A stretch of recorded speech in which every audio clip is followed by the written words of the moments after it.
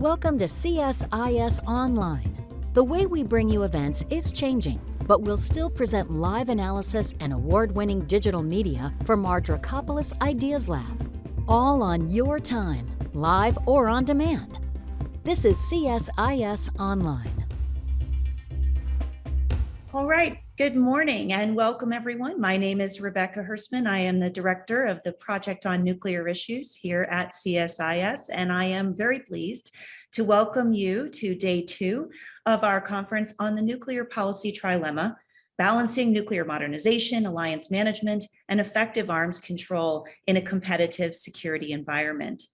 This conference was premised on the idea that even as the United States government today seeks to advance all 3 of these objectives, doing so inevitably involves tensions and trade-offs, sometimes quite difficult ones, as we navigate this sometimes complex terrain. Now, let me just mention as an aside that navigating complex terrain is part of PONI's twofold mission. We first have a mission to advance rigorous scholarship and analysis in the nuclear policy arena. But secondly, and importantly, our job is to advance the community of next generation scholars and practitioners needed to lead these issues into the future. In recent days, PONI has welcomed our new cohort of our mid-career cadre. We have opened applications for our flagship PONI Scholars Program, and our next PONI conference featuring next generation scholars will be October 5th and 6th. To learn more about these activities, please visit our website, nuclearnetwork.csis.org, for additional details. Now, yesterday, we had 2 terrific sessions. First, our kickoff keynote discussion with Senator Angus King really helped to get this issue going, and was followed by a terrific panel on balancing alliance management and deterrence. Today, we have 2 more panels addressing the relationship between arms control and modernization, followed by a high-level discussion on the nuclear posture review. The panel that we will be joining today is looking at forging arms control in the 21st century. And they're going to be tackling a series of questions about the relationship between unilateral reductions in arms control or delivery systems and whether that helps or hurts arms control, what types of arms control might better support extended deterrence, and a range of other questions for which we have a terrific panel. Now, before I introduce the panel, let me just mention a couple of housekeeping items. First, and extremely importantly, I would like to thank Northrop Grumman for their generous sponsorship of this conference, but also remind all of you, the audience and participants, that this conference is on the record, is being recorded, and a recording of today's event will be available on the CSIS event page some number of days after the conference. You'll get a notification and we'll announce it on Twitter and other social media. So with that, what I would like to do next is introduce Brad Roberts, who has graciously agreed to serve as moderator of this panel. And so let me offer a little bit of Brad's background. He serves as the director at the Center for Global Security Research and out in California since September of 2015. From 2009 to 2013, he was Deputy Assistant Secretary of Defense for Nuclear and Missile Defense Policy. In this role, he served as Policy Director of the Obama administration's Nuclear Posture Review and Ballistic Missile Defense Review. He also serves as a member of the U.S. Strategic Command's Strategic Advisory Group and has held a variety of other positions in the nuclear field for a number of years. So with that, Brad, let me hand the baton over to you, and thank you for joining us today, as well as all the other panelists. So thank you for being with us. Rebecca, thank you. Thank you for the opportunity to join you today. Thank you for the opportunity to chair the panel and to be a part of this continuing discussion. I'm grateful even despite the early start to the day out here on the West Coast. Before introducing the panelists, let me say just a few words to help help orient us all to this topic this morning. And I should begin with a disclaimer: the views I'm expressing are my own and should not be attributed to my employer. Over the last 2 decades, we have watched the slow but steady demise of the multifaceted arms control regime that was in place when the Cold War ended. And it's common to hear people argue that it collapsed or was done in by bad actors of various stripes. In my view, there's a more simple and fundamental explanation. It lost its relevance and hence its legitimacy as the security environment evolved and the main actors began to shift their thinking about the benefits, costs, and risks of legacy approaches to negotiated restraint. So today we're at a crossroads. The best case is that we're in a short transition phase, that New START extension provides a bridge to a future coming together with Russia on some principles of continued arms control in potentially different forms, and that this agreement opens the door somehow to Chinese participation. And the best case is we escape an intensifying nuclear arms race. The worst case is that we're entering a long period, a long interregnum dominated by new forms of competition, new forms of instability, and probably a heightened risk of war. And our political instincts from an American perspective are to lead toward the best case and hedge against the worst. But so far, at least, there's been no convergence of strategic thought around how to do this, how to achieve this balance militarily or politically. Our agenda today poses some questions right at this intersection, right at this crossroads, about how to proceed from here. And Rebecca has already rehearsed those with us. Our thinking on these matters must be informed by the trilemma perspective that she set out. And let me highlight two ways in which this is so. First, the domestic politics of modernization. US nuclear modernization depends on a measure of bipartisan political support sufficient for seeing through a project that's many decades. That support is contingent on combining measures that appeal to both parts of the debate in the Congress. That is, combining arms control strategies with modernization strategies. When we've run the experiment to try to do one without the other, the Congress has been very reluctant to go along. And the worst case result of a failure of arms control, continued interregnum, long-term stagnation, is that political support in the United States for deterrence will evaporate. And there's an analogous argument to be made in the alliance, and I know this was touched on some yesterday, and I misspoke, not the alliance, in the alliances, because there's both a NATO dimension and an East Asian dimension, or an Indo-Pacific dimension. And this is most obvious at NATO, where the Harmel doctrine that's animated alliance strategic thought for decades, that Harmel doctrine emphasizes that the role of alliance strategy is both deterrence and détente, both defense and dialogue. This is NATO's own version of the so-called balanced approach of the United States. And these approaches are put in jeopardy by a collapse of arms control, political jeopardy. So the end of arms control, if that's what we're passing through, threatens US deterrence strategies, also US assurance strategies. Now, let me invite the organizers to bring our panelists into view here. I'd like to introduce our three speakers. We're fortunate to have three very thoughtful voices on these matters. The first to speak today will be Heather Williams. She's a senior lecturer in the Defense Studies Department at King's College London, and she has her PhD from King's College. She'll be followed by Dr. Jane Vaynman, assistant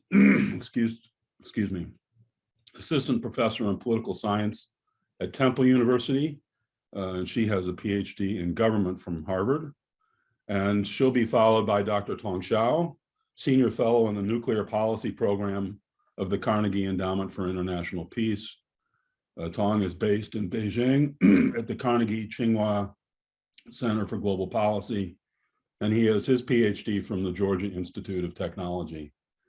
Heather, Jane, Tong, thanks so much for joining us this morning. You each have 5 to 7 minutes to set out a few provocations to get our discussion going. Then we'll proceed to moderated Q&A, as you all know.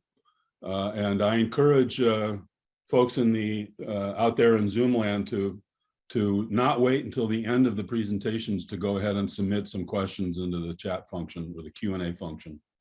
And I will moderate the discussion from whatever pool has accumulated at the end of the presentations. So let me turn it over to Heather. Thanks so much, Heather. Thank you, Brad, and thank you also to Rebecca and all of the organizers. It's a real honor to be on a panel of this stature, and great to see names out in the audience. A lot of people who know this issue really well. So just to get us started on this conversation, I wanted to begin by focusing in a bit on allies and their different perspectives on various arms control issues.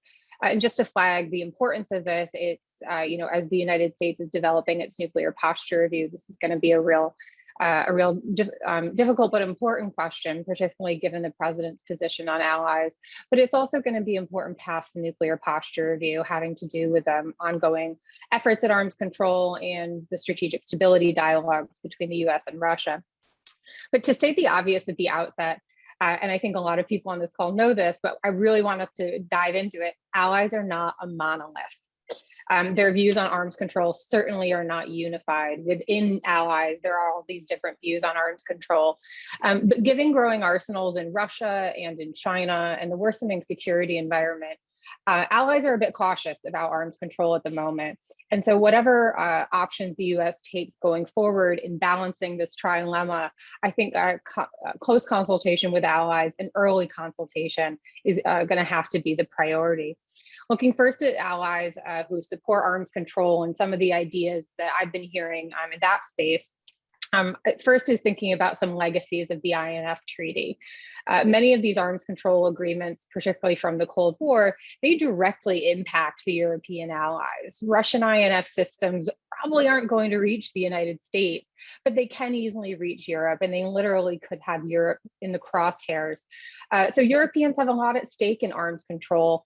And I think that quite a few of them would fear this interregnum that Brad so eloquently outlined at the beginning. A world without arms control is not necessarily a safer world for the allies. We've also seen in recent years leadership among quite a few European allies during the Trump administration, as so many arms control agreements kind of fell off and went away for various reasons. But the allies, they wanted to step up, particularly in Europe. They were generating new ideas about arms control, looking for possible options. This includes work particularly supported by the German Ministry of Foreign Affairs on arms control and emerging technologies.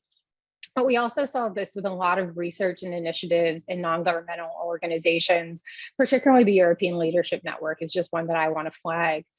We also saw a lot of the allies take leadership on risk reduction initiatives.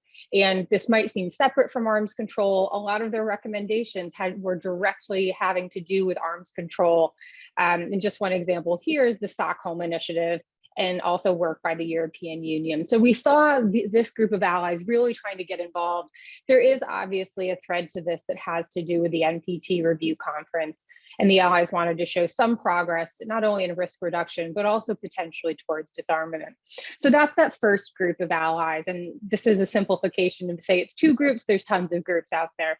But I'll just kind of briefly move on to another perspective and group of allies, which are those that have concerns about arms control and are a bit more reticent to see the US jump into additional agreements. Yesterday, we heard a great presentation, I thought, from Jessica Cox and that entire panel. Jessica said that one of the allies' greatest concerns about the US nuclear posture review would be any unilateral reductions without binding and reciprocal agreements. And that this included the sea-launched cruise missile option that was proposed by the Trump administration.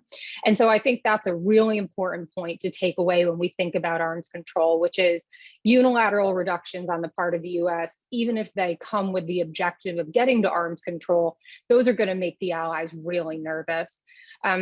Another concern about unilateral reductions and even potentially bilateral reductions would be increasing dangers of a conventional conflict in Europe. Again, from the Europeans' perspective, they have a lot at stake here, and they're the ones in that crosshairs.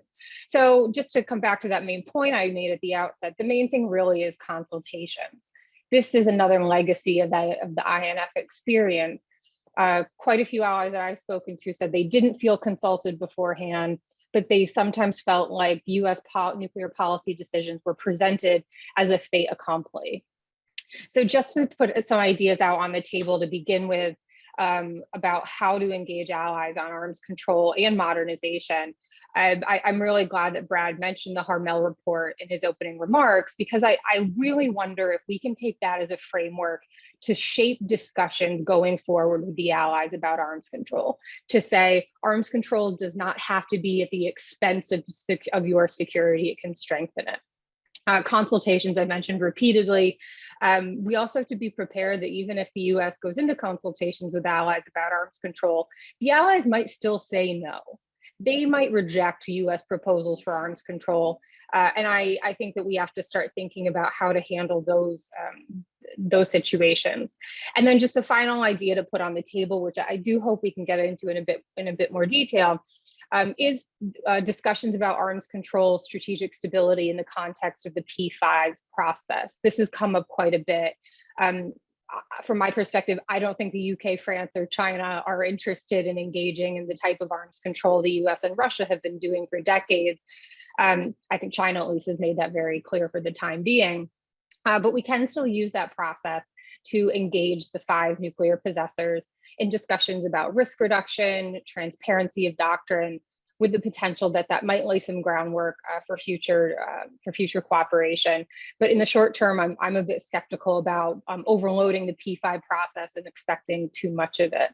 But just to reiterate, the allies aren't a monolith on this issue, and that's why engaging them often and early is probably the easiest kind of recommendation to make, but nonetheless an important one. So I think I'll stop there and turn it back to you, Brad. Thanks so much, Heather. Very thoughtful opening remarks. Jane, over to you. Great. Hi, everyone. Good morning. Thanks to CSIS for inviting me to speak on this panel. And like Heather, I'm very excited to see so much expertise amongst the participants on this session. So I'm really looking forward to engaging with everyone. So I'm going to start by raising 3 broad points, which I hope we can revisit more. First, I'll scope the contemporary nuclear deterrence goals and look at the conditions under which I think arms control can make deterrence more credible. Second, I'll lay out a few considerations I think we should be thinking about in trying to evaluate the various options that are being proposed for designing arms control. And finally, I'll propose that, like maintaining the arsenal through modernization, arms control can be a hedge against uncertainties, both those which we are seeing today and those which are likely to continue in the near future.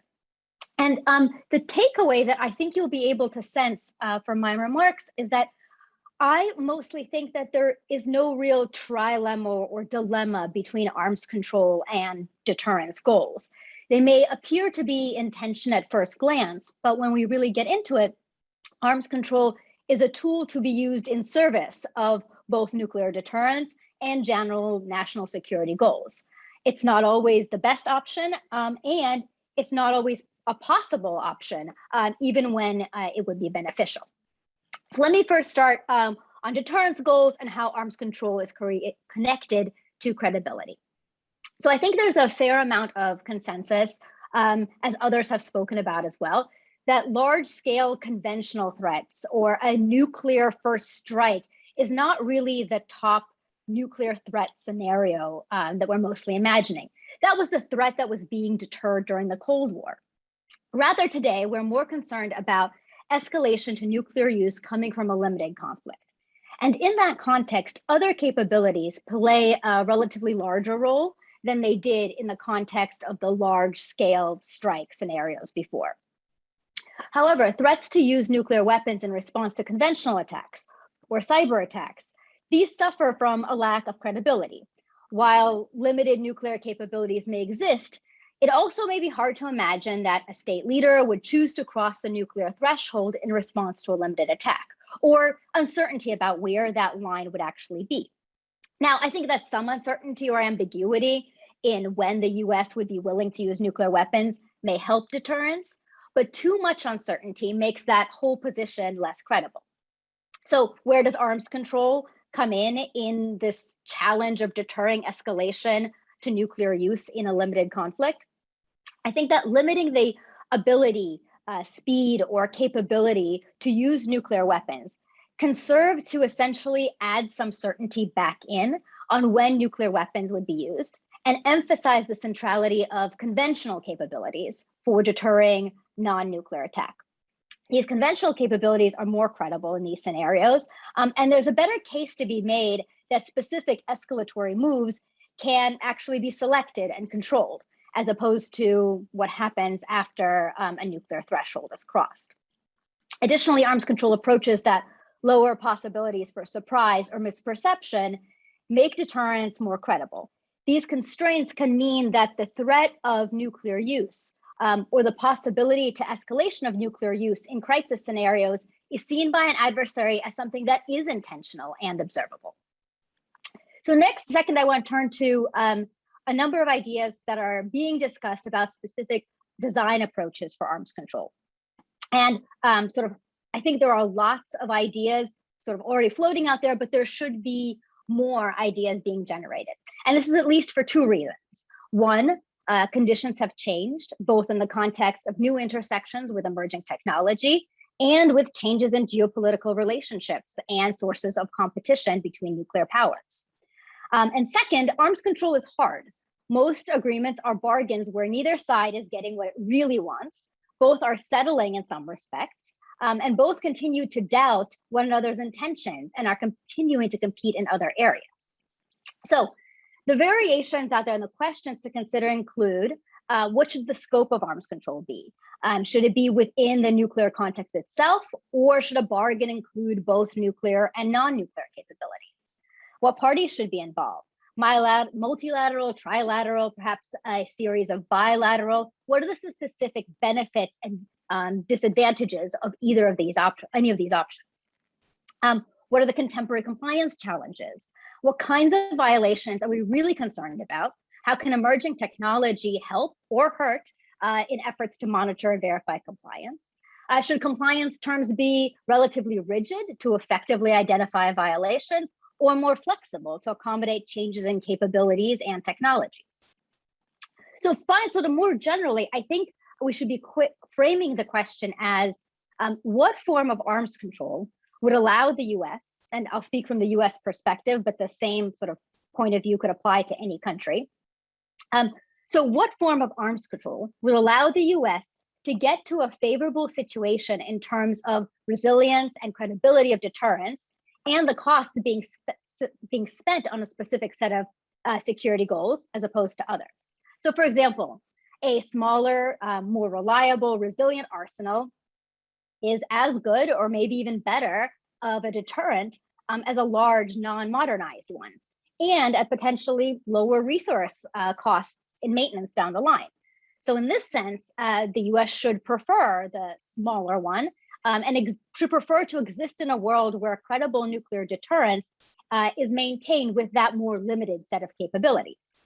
But that preference is only likely to hold if peer and near peer nuclear competitors, Russia and China, likewise adopt this stance, rather than themselves relying on large numbers. So we can start to think through how some carefully designed arms control could maybe provide a way to get to where the US would want to be anyway, but where it would be a lot less appealing to go unilaterally. And so finally, I want to talk a little bit about hedging against uncertainty. Maintaining nuclear weapons and efforts to keep them in working order through modernization are a hedge against an uncertain future, to quote the last NPR. And there's a continued role for that. There would be a continued role for that even without any changes in Russian and Chinese capabilities. This would still be important. But there do seem to be notable changes, which are introducing quite a bit of uncertainty into the situation. For example, as we saw with the recent publicity about the observed silo developments in China and debate about what that means or doesn't mean. So on one hand, this uncertainty suggests that the US should hedge even more in terms of the shape and size of the arsenal it will need in the future, and perhaps not constrain itself. But what I want to propose is that we should think about arms control as also another type of hedge against uncertainty. It can be a hedge against the uncertainty that gives rise to instability and crisis escalation through the pathway of misperception or miscalculation. Let's not forget, there's a whole subset of arms control agreements that have long been designed to try and mitigate risks coming from miscalculation. That is a hedge that is just as applicable now as ever, and with more actors and changing capabilities, probably even more so. Arms controls could also be a hedge against the possibility of the astronomical costs of arms races we'd rather not be having. So maybe it's one thing to compete, maybe in an area where you think you might have an advantage, but far worse to spend resources developing capabilities just because you think adversaries are, and you need to maintain the relative balance. But in reality, those resources would be better spent on other things, including other military capabilities. So arms control in this sense can be a hedge against resource waste. And finally, using arms control to reduce the reliance on nuclear weapons is also a hedge in that it reflects, I think, a realistic view about other security threats and priorities, where nuclear weapons don't play a role, or play a role that is peripheral to most situations and secondary to other capabilities. Thanks. Thanks, Jane. Another great opening presentation. Tong, Zhao, over to you. Well, thank you, Brad, and thank you to CSIS for inviting me to this meeting. I think most people would agree there is already the emergence of a strategic arms race among the major powers, including between US and China. But I think the arms race is only the symptom of the problem. And we need to understand the root cause of the problem. I think the root cause is basically the two countries are talking about different things at the fundamental level. The US is extremely unhappy about issues like human rights, democracy, Xinjiang, Hong Kong, rule of law, liberal international order, etc. Those are about values, political values that China cannot talk about because of internal reasons. And China is basically attributing all the new tensions between the two sides absolutely and wholly to the structural change in international balance of power. China's rise is challenging American dominance in the international system. So the US is using those excuses of human rights, etc., but really to pursue a goal to prevent China from further rising. So they are talking past each other, and China really believes that the US, because of this concern about its position in the international system, has embraced and adopted much greater strategic hostility against China. And in order to contain that greater American hostility, there's only one way, which is for China to further build up its comprehensive national power. Only power will convince the United States to acknowledge and eventually accept the reality. And this power-centric mindset, I think, is very much behind the newly revealed Chinese nuclear modernization and expansion. So the thinking, I think, is, the US is no longer wanting to accept Chinese political system, to accept peaceful coexistence with China under its current political system, but we will use our hard power, including nuclear weapons, to ensure that you have to accept it. And there is no way the US can ever even contemplate launching a nuclear or a conventional conflict with China. I think this political level distrust and perception gap is important because it also makes operational level engagement potentially less effective, right? Because of this political distrust, even though from an outside perspective, for example, American missile defense is very far away from being able to threaten China's nuclear deterrent. But China would tend to think in the worst case scenario and try to develop much greater threat perception against this missile defense capability. So even if the US is willing to make readjustment about its nuclear policy or missile defense policy, under the political environment, it's hard to know how much reassuring that would be to China. In other words, containing the bilateral political perception gap and political distrust is really the key. And high-level engagement is key to move in that direction. It's very hard to make progress on this front, but we at least need to recognize this fundamental reality. It also means that China's nuclear buildup, I don't think it's really about changing fundamentally China's nuclear strategy. China is now trying to develop first use or warfighting strategies. I think China is fundamentally, its nuclear buildup is fundamentally still driven by a perceived self-defensive goal. I think to understand that means the US does not need to overreact. I mean, I understand US necessity to build up and strengthen deterrence. But if you understand Chinese concern, I think there is no good to overreact by further building up nuclear capability. Another point is as China becomes a more inward-looking society in recent years, the nuclear experts, just as the Chinese general public, they also live in an enclosed information environment. They are increasingly susceptible to the impact of groupthink. It's harder and harder for them to break out of the internal echo chamber. So I think we see a greater risk of decoupling between the Chinese and American nuclear experts community. Even during the Cold War, there was this epistemic community between Russian and American nuclear arms control experts. But today we are seeing this epistemic community between Chinese and American experts is eroding.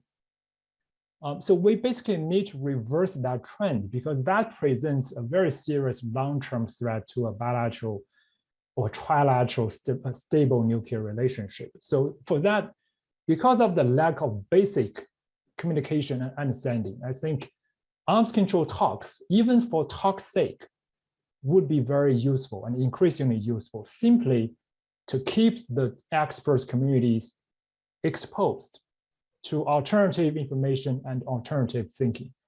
Last point, I think, despite all the geopolitical challenges, I think arms control is still possible. Reportedly, during the recent Tianjin meeting between Wendy Sherman and her Chinese counterpart, it was reported that China expressed a willingness to have a dialogue with the United States on arms control and strategic security issues. I think that's a positive development. Of course, the question everyone is asking is how do we do arms control with China? I think from the, given the audience is likely to be mostly based in the United States. So I think for the United States, the US has very little leverage in terms of forcing China to do the types of arms control the US wants. But US actually can be more flexible in how to engage with China arms control. It should be more willing to take on China's proposals on arms control, engage Chinese ideas, and turn them into mutually beneficial measures. For example, China has been so stuck on the idea of no first use, wanting US to adopt no first use. I think US should be willing to take that idea and then say, okay, no first use is great, but even if US adopts no first use, China probably is not going to trust it. So the key issue still facing the two sides is how do we make our both sides no first use policies credible? And so we need to have a study and examine what are the standards and criteria of a credible no first use policy. What does that mean for our force structure, for our operational nuclear posture? I think we can start that type of discussion immediately. Also, China has been very keen to make US accept mutual vulnerability as a precondition to discussing arms control. I think the US can take that on and also basically demonstrate to China is that US has no fundamental problem rejecting mutual vulnerability with China. The only practical challenge actually comes from American allies. US allies, including Japan and other countries, worry about the implication of US-China mutual vulnerability for regional conventional security. So US can actually invite China to participate in a broader regional dialogue with its allies at the table and encourage China to also address conventional security concerns in a regional context. Also, China, we know China wants badly from the United States to address missile defense issue. But a key thing is we have North Korea building up its nuclear capabilities, and the US has to address that threat from North Korea. So the US can invite China to have a broader discussion about how is it technically possible for US to build a missile defense system that can only intercept North Korean ICBMs without seriously affecting Chinese nuclear deterrence? I think there are many ways to have constructive engagement with China on these concrete issues. The key is to break down our abstract disagreements into smaller and more tangible issues so that we can start practical engagement immediately. Given the time limit, I will stop here, but looking forward to comments and conversations. Thank you. Tong Zhao, another set of great remarks. Thank you. Let me start the Q&A with a point to each of you and then solicit your reactions, and then we'll move into the Q&A function. To Heather. Heather, you spoke about the desire of allies in Europe to step up to the new arms control discussion. And then you referenced Jessica's comments from yesterday about the way in which NATO allies working together in a NATO context have thought about this in the Harmel spirit to balance deterrence and détente, so to speak. Would you say that the rest of the European deterrence debate reflects some stepping up to the new security landscape? Is there the balance in the European discussion outside of the halls of NATO that fits the new circumstance? To Jane, let me pluck a question from the Q&A function here, and it's from a perturbed John Harvey, who says, arms race? What arms race? I don't understand. The US is replacing existing nuclear deterrent, not increasing it, as is Russia and China. So it's not a race because the US is not racing. It's a buildup by our adversaries that we need to address in upcoming nuclear reviews. What's your reaction? And to Tong Zhao, you referenced constructively 3 suggestions at the end that could be pursued in dialogue. And one of the 3 was the discussion of whether the United States accepts mutual vulnerability as the basis of the strategic relationship with China. This is a question, as you well know, that China has had for 3 decades, and to which it's not had a clear answer from the United States. Is it too late politically for there to be any reassurance value to China of some such declaration by senior US leadership that it accepts mutual vulnerability as the basis of the relationship? Or is that moment past because the clear messages come through that we're either ambivalent or we don't? So let me give you each an opportunity to respond to those points, and then we'll turn to the Q&A function. Heather, you first. Thank you, Brad, for a really great question. And I actually really appreciate the opportunity to speak to this, to the question of how is the rest of Europe outside of the halls of NATO stepped up to this new security environment? So obviously, I think that the answer is, well, it's been mixed. I think of it as three different categories of other reactions beyond NATO member states and within NATO. So I think the first group are non-NATO members within Europe. So you have, like Ireland and Austria are the obvious ones that I'm going to go to, which have been leaders in the nuclear ban treaty, the Treaty on the Prohibition of Nuclear Weapons, TPNW. And so they clearly have a different idea of what the security environment looks like, or they are choosing a different pathway to try to manage that environment, where they see the threat from nuclear weapons as greater than any potential deterrent value. So that's kind of the first group. The second group would be, NGOs who have been very supportive of the TPNW and who are increasingly vocal. They've been explicit that their goal and the next kind of milestone that they want to reach is to get a NATO member to join the TPNW, which, Ivo Dalter talked about this yesterday, would have really significant consequences for NATO itself, but also for that country. Their membership in NATO would be, their commitment to NATO and the NATO treaty would be called into question. And so that group of NGOs, I think of as the second bucket, which, for a lot of those actors, they're activists. They're doing their job. It is their job to put pressure on these countries. It is their job to campaign. I am increasingly concerned that they are not taking a long-term vision of what the implications of their actions on the security environment. As most people on this call know, these NGOs are largely targeting democracies because that is their model of change. But under their model of change, we would have disarmed democracies, leaving Russia and China free to carry on with their nuclear activities. So I think over the long term, that's a really dangerous approach. And then the third bucket, which I don't think gets enough attention sometimes, are the other NGOs who are trying to navigate complexities of growing domestic pressure around nuclear disarmament, but also speaking to their security concerns, particularly with regards to Russia. So some people who I follow that I think are doing this really well are Claudia Mayor in Germany, Mikhail Anderko, Lukasz Kulesa, who I think really strike that balance of the Harmel report and say, we acknowledge this pressure for disarmament. We also acknowledge the role that arms control can play here, but nuclear deterrence is still a fundamental part of our national security.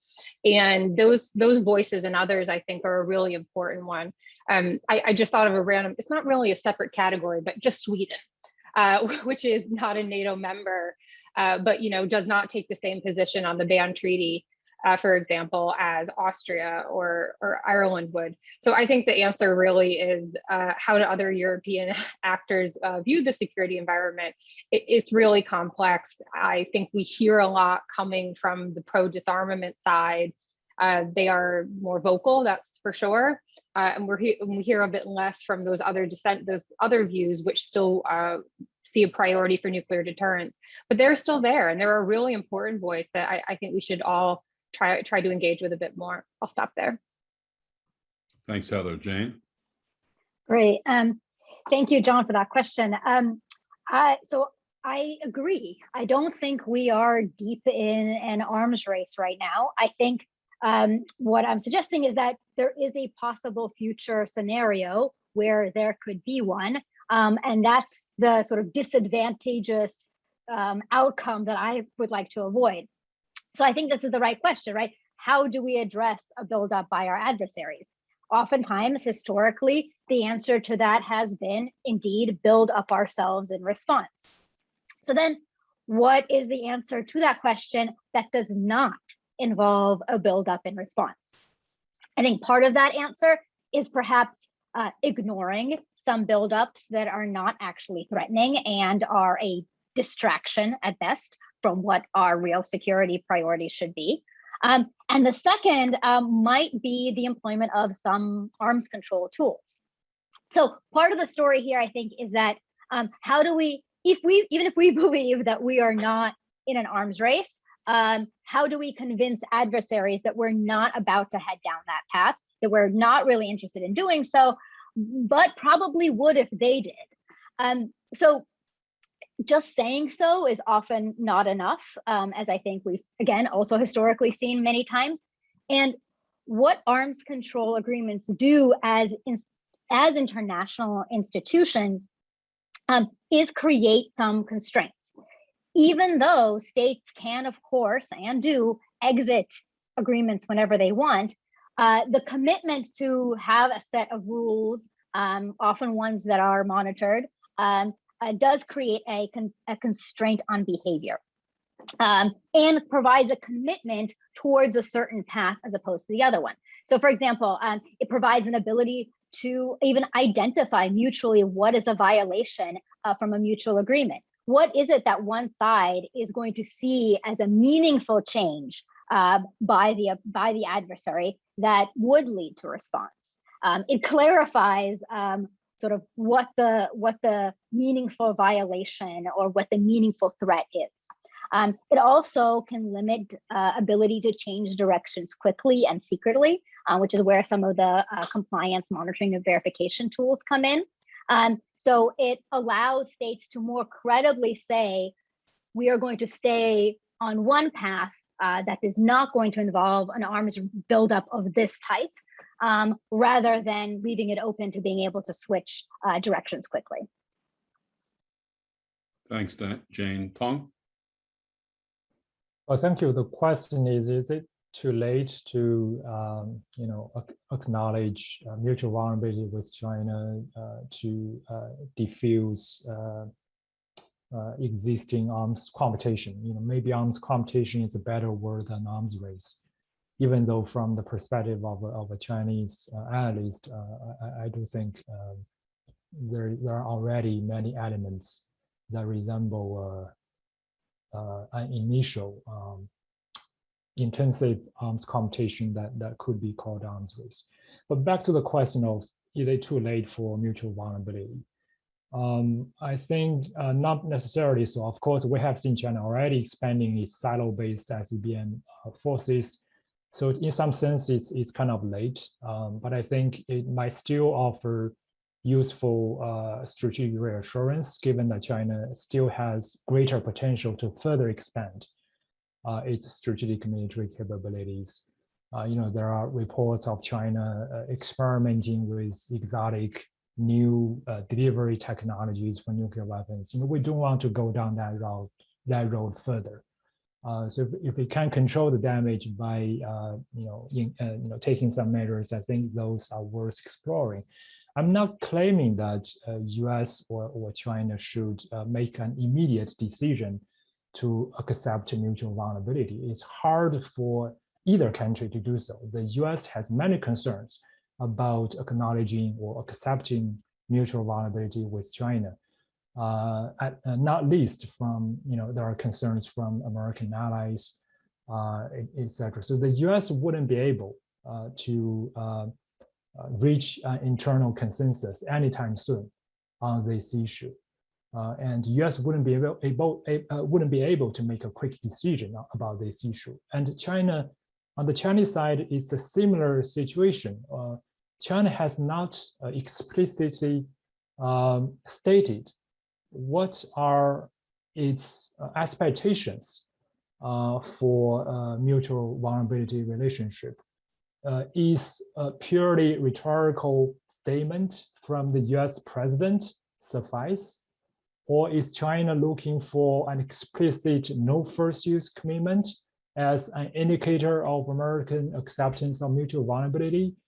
Or does China think US acceptance of mutual vulnerability has to also affect future American capabilities on the ground? Does that mean, does US has to follow up by reducing its certain military capabilities in order to shore up its rhetorical commitment to mutual vulnerability?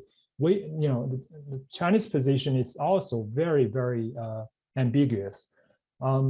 So we also need to engage China to further clarify its thinking and position.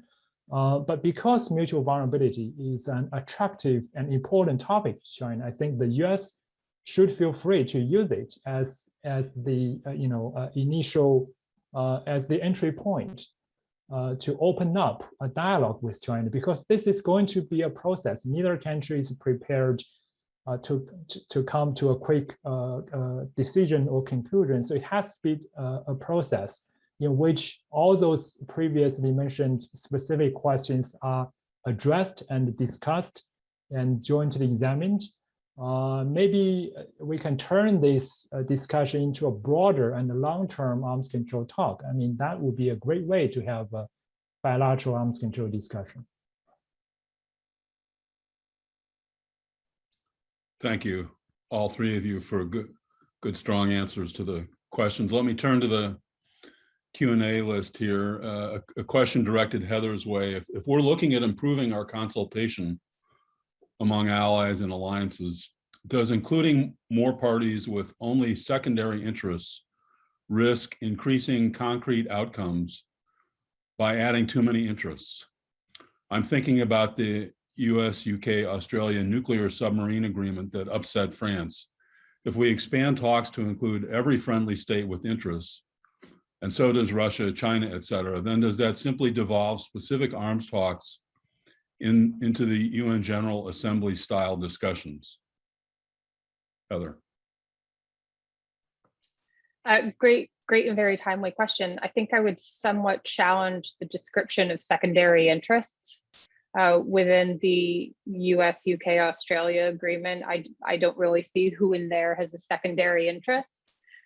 Without getting too much into the pros and cons of the agreement itself, I think that the agreement sends a really strong message about how all three of those actors are viewing security in the region. And I really want to emphasize that point, particularly in the context of the UK. The current past two US administrations have made it clear that China is the priority. For Australia, obviously, I think that China's activity in the region is a security priority and a top one. For the UK, because for seemingly obvious geographic reasons, in recent years, having been based in London for so long, I think the UK was a little bit slow to pick up and to share US concerns about China's activities in the South China Sea and in the region.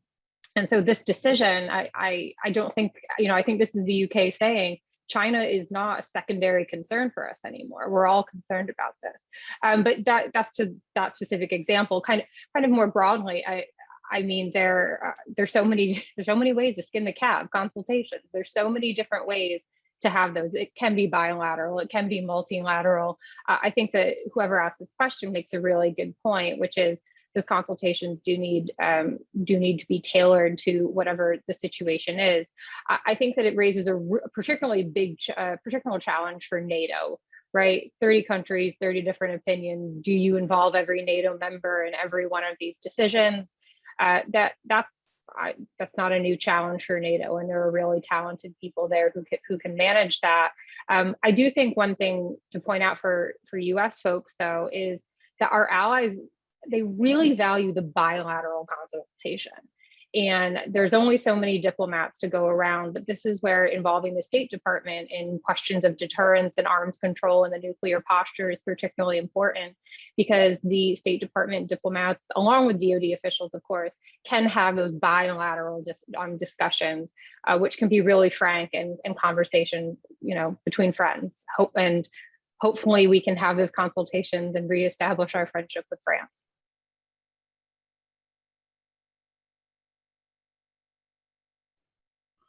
Sorry, we have about 30 minutes left in this session, and we've got a long string of comments and questions. Thanks to the group for contributing to the list. Here's a complex question on missile defense and arms control with a tangent directed to all three of you.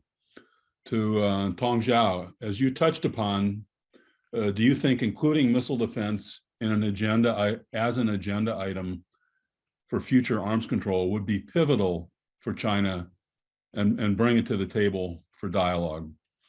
To Heather, the NATO Brussels summit communique says that NATO is open for dialogue on discussing missile defense with Russia. Yet any red line that NATO allies cannot make concessions regarding missile defense. Sorry, something got lost in the translation there, but how do we balance this? How do we understand this openness to dialogue with the desire to not make concessions on missile defense? And to Jane, what do you think would be the red line for the US if the US made missile defense an agenda item for future arms control? Tong Zhao first. Well, thank you. Is inclusion of missile defense going to be pivotal for bringing China into arms control? I doubt it. I mean, you know, given the Chinese thinking that it is perceived American strategic hostility, the increasingly unwillingness of the United States to accept China's current political system, that is driving very much China's comprehensive nuclear modernization, and you know, it's hard to believe that specific readjustment of missile defense policy alone is going to fundamentally change China's threat perception about its nuclear deterrent. But I think to put that on the table, to explicitly indicate American willingness to at least discuss the issue of missile defense would be very important. Despite the geopolitical concerns about American strategic intention, at the practical level, the Chinese nuclear experts, they are, you know, they still understand the importance of missile defense. If there is political will to stabilize the overall relationship, then missile defense could be a very important technical level issue to start a conversation. And the key thing is, again, we shouldn't discuss missile defense in a very abstract and generic manner. We have to break down it into small and tangible issues that the two sides can jointly examine and engage in a constructive discussion. It's also about how the US approaches China with the issue of missile defense. Thanks so much. Heather. Well, thank you for the question. So how can NATO balance, or how can NATO be open to dialogue on missile defense without making any concessions? I mean, I think it's great to be open to dialogue, kind of the spirit behind arms control. I think it really hinges on two questions. The first question is, engaging on dialogue about missile defense, to what end? What would be the limits? You know, if we're working towards some sort of an arms control agreement that might incorporate missile defense, I've written elsewhere on how this could be an asymmetric exchange, but what does that look like in terms of missile defense? Is it increased transparency about missile defense systems? Is it a legally binding limit not to expand existing missile defenses? Is it a reduction in missile defenses? Those are just three examples of what it might look like. They're all three very different things. And so the devil's in the details on that, which is something that the NATO allies would obviously have to consult with together. And then the second question is, what would we get in exchange? What is Russia willing to negotiate away at this point? They have offered, Putin offered up this idea about a moratorium on INF systems. I think it was might even been 2 years ago at this point, and most, quite a few of the allies came out and just rejected that idea. So invasive inspections and limits on missile defenses in exchange for an INF moratorium, I don't really think that is the type of agreement that the allies could get behind. But there are plenty of other Russian systems that I think the allies would be interested in seeing limits placed on. So rather than an INF moratorium, reductions, withdrawal of the 9M729, just as some obvious examples. So it really would depend on what sort of limits on missile defense are we talking about, and what is Russia even willing to negotiate away at this point. Thanks. Jane? Thanks for raising this issue of missile defense. I think sort of from an international bargaining perspective, there's no reason why missile defense shouldn't be on the bargaining table. It's a capability like others. So why wouldn't we be talking about bargaining? Also, we have plenty of evidence that suggests that Russia, perhaps China as well, is quite interested in talking about this particular bargaining chip. Now, I don't know whether Russian insistence that they want to talk about missile defense, which is longstanding, is real and genuine, or an attempt to evade and conveniently disagree about things. But it's very difficult to discern which it is without actually trying, essentially. Now, while I can say that sort of from like the international bargaining kind of perspective, international bargaining is just not just international. There's very important domestic political constraints and factors that play a role. And in the US, there is a very real, I think, domestic political constraint on missile defense. And the question was about sort of, what would be red lines for the US. I think one potential red line for the US would be getting rid of missile defense altogether. I think that sort of, not because it's sort of maybe strategically bad to do so, but because of the domestic political factors and political support for missile defense. Now, having said that, though, I don't think that having domestic political constraints are necessarily bad when it comes to arms control bargaining. It actually kind of creates a credible line about where the US would walk away. It limits the US bargaining position in potentially helpful ways.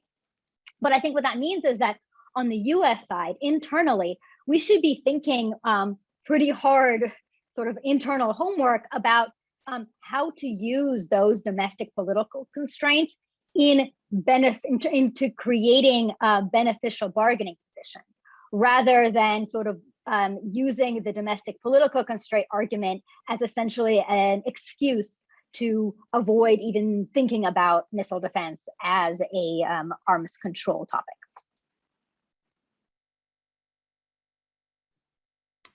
Great points, all. Thank you. A question to Tong Zhao. How can we encourage China to join a regional discussion involving US allies that are dependent on external and extended deterrence, such as the ROK in Japan, when China's preference for dealing with states it has issues with is almost always bilateral, with the singular exception of the six-party talks? Tong. Well, I think the simple answer is because China really wants to have a mutual vulnerability relationship with the United States, and the American allies' concern about Chinese conventional military activity is the most important obstacle for the United States to accept mutual vulnerability with China. So I think this is not something the US created as an excuse, but it is a real concern, a real obstacle. So it makes the case that China should pay more serious attention to address the concerns of American allies. Other than that, I cannot think of any other important and useful incentives for China to ever address, conventional level security issues in the region. So I think, it's in Chinese interest to do so, but the US needs to make that point clear. And in terms of, China's traditional approach of having bilateral discussions and against the multilateral discussion, I don't think that's necessarily Chinese doctrine. I don't think China necessarily sticks to that approach. China can be very pragmatic and realistic in choosing the format and specific approaches. I don't think bilateral is necessarily the obstacle. If China sees interest, it will be, I think, willing to engage in formats other than bilateral discussions. Thank you. There are a couple of questions here that are directed my way. There was a report filed yesterday in Politico describing the intended reorganization of the Office of the Secretary of Defense as it bears on nuclear policy. And the part of OSD that I ran, which combined nuclear policy and missile defense, is going to be split, assuming the report is true and implemented, and reorganized under a new Assistant Secretary for Space and Strategic Capabilities. This follows congressional directive that a new Assistant Secretary needed to be created to prioritize space in the OSD organization. And this has been seized as an opportunity to bring back together under a single Assistant Secretary the main strategic tools. This is the organization in which, this is analogous to the organization in which Rebecca and I participated together in the first Obama term, when there was a Global Security Affairs Assistant Secretary, and then that was subsequently disbanded and the piece parts distributed among other parts of the organization. So this new Assistant Secretary of Defense for Space and Strategic Capabilities will have 3 deputy assistants reporting to him or her. Well, him, the nominee is John Plum, my former deputy, known to many of you. 3 deputy assistant secretaries, one on cyber, one on space, and one on nuclear. I'm sorry, the space one will include missile defense. So it'll be space and missile defense, cyber, and nuclear policy. And the nuclear policy will combine the nuclear policy functions of the office I used to run, focused on deterrence and strategic arms control, with the functions of the office Rebecca used to run, with the countering WMD and multilateral arms control pieces. This has been described as a, and criticized as downplaying deterrence and selling out the deterrence mission to other equities. Overall, I think this is a very sound move. First of all, to have the strategic capabilities all in one person's purview makes a lot of sense to me, especially at a time that the department is focused on integrated deterrence, integrated strategic deterrence. Secondly, I think the division of labor between the organization I ran and that Rebecca ran was always a little awkward, in the sense that there wasn't one-stop shopping for nuclear policy. It was divided, and the 2 questions here are about the implications of all of this for arms control. My view is this is good news. It enables the department to pursue a coherent arms control strategy in the nuclear domain. Not that we couldn't before, but it should be easier with this approach, and a more integrated approach to bilateral, trilateral, and multilateral arms control ought to be a logical result of the reorganization. So that's the long context and the short answer to the questions put to me. Let me go back to the list. There are a number of questions here directed to Tong Zhao. Let me give 2 of them to you, Tong, and respond as you see fit. What is China's desired end state in the long run? Why do Chinese leaders feel that the continued buildup of nuclear weapons takes them closer to that end state? Based on historical norms, they must understand how a nuclear buildup will be viewed. And the second question is related. You explain the reasons for China's military buildup and say the US does not need to overreact. However, US military leaders have explained China's desire to be able to coerce the US to fulfill its interests. What's your reaction to that? And what should the US then do to counteract this goal? Tom. Well, thank you.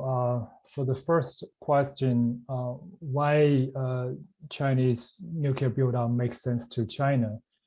Again, I think China genuinely feels that the US is on the offensive and China is on the defensive. And China is forced to strengthen its strategic deterrent because the US has become more hostile against China, especially against its political system and its ruling party. As a result, China has to have better capability to ensure the US would have no temptation to ever think about, undermining the Chinese regime and threatening Chinese security and provoking a military conflict at any level. The political level misperception is a fundamental problem, but I'm simply explaining that China completely doesn't see itself as responsible for causing the troubles between the two states and for building up its nuclear forces. And therefore, given its perception that its survival of the political system, survival of the country under its current political system is so important, international image has to take secondary consideration. And more important, I think China has a view that the international system is fundamentally unfair to China. The Western democracies have inherent and intrinsic biases against China. There's no way Chinese legitimate policies and national defense build-up will be accepted by the US. So again, power is more important. If China can accumulate power to extent that US has to accept new reality, then the international community will also fall in line. So I think this power-centric mindset is very important for people to understand. The second question, I argue that US doesn't need to overreact.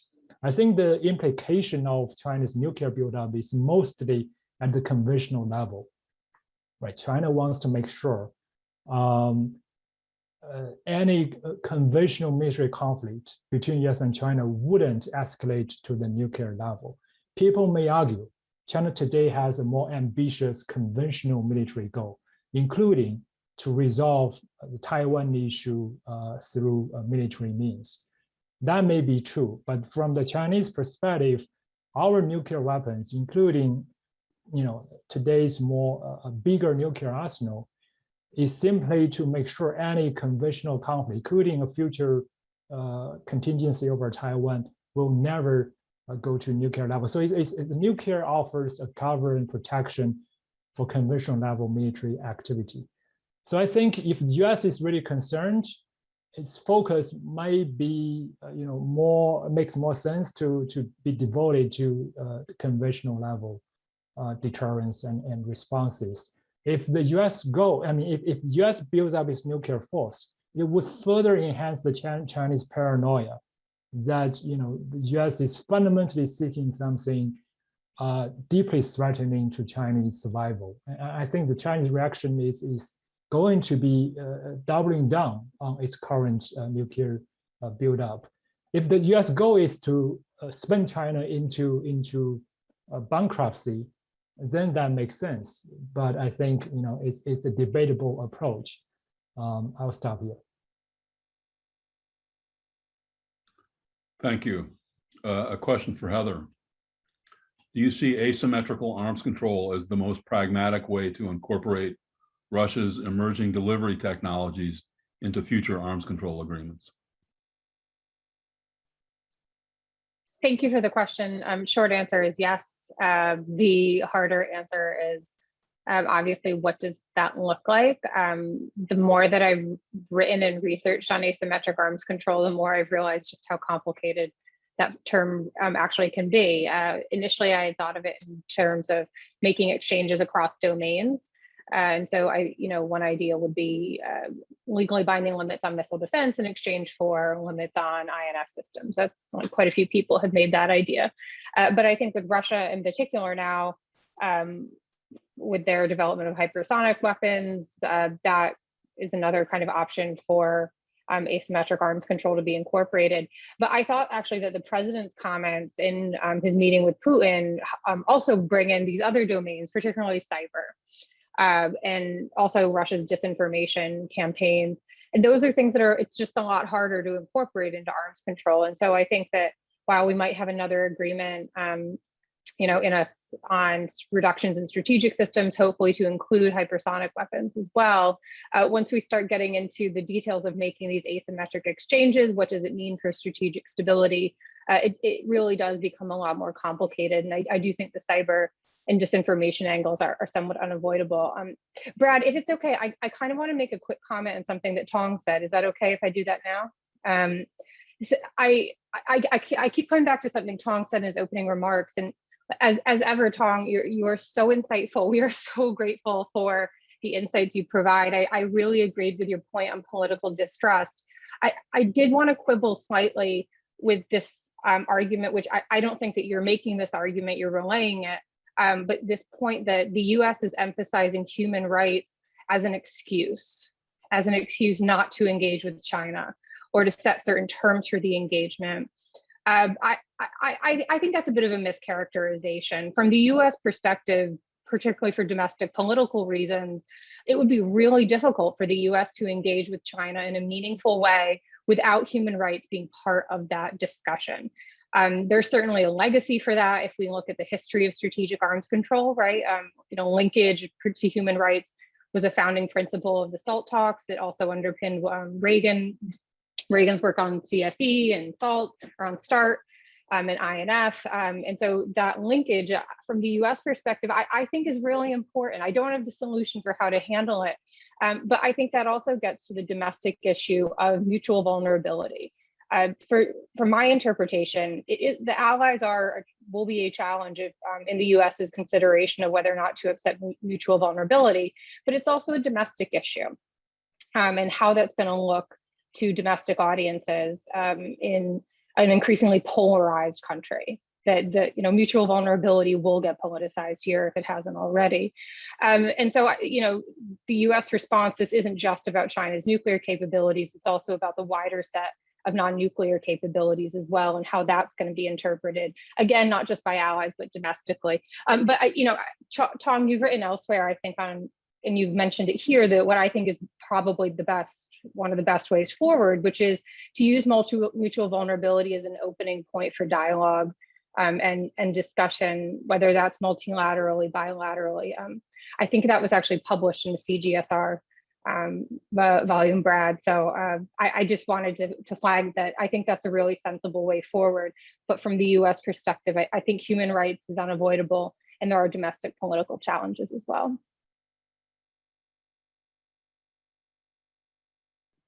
Tong, would you like to comment? Sure. That's a great question. I completely agree with Heather about the importance of having constructive discussions and try to narrow the two sides' big perception gap at the political level, including address the human rights and democracy and democratic values, all those issues, rule of law, etc. But for the same domestic reasons, those issues are completely out of hand of analysts like me. Unless I'm seeking trouble, there's no way for me to make a judgment about the Chinese approach and Chinese perspective. The best I can do under the political environment is to explain the Chinese perspective as accurately as possible, as much as I can. I do hope, of course, the political leadership would have the political willingness to engage on these fundamental issues, because these issues are the greatest challenge to arms control cooperation, to any cooperation between US and China, and between China and the Western countries.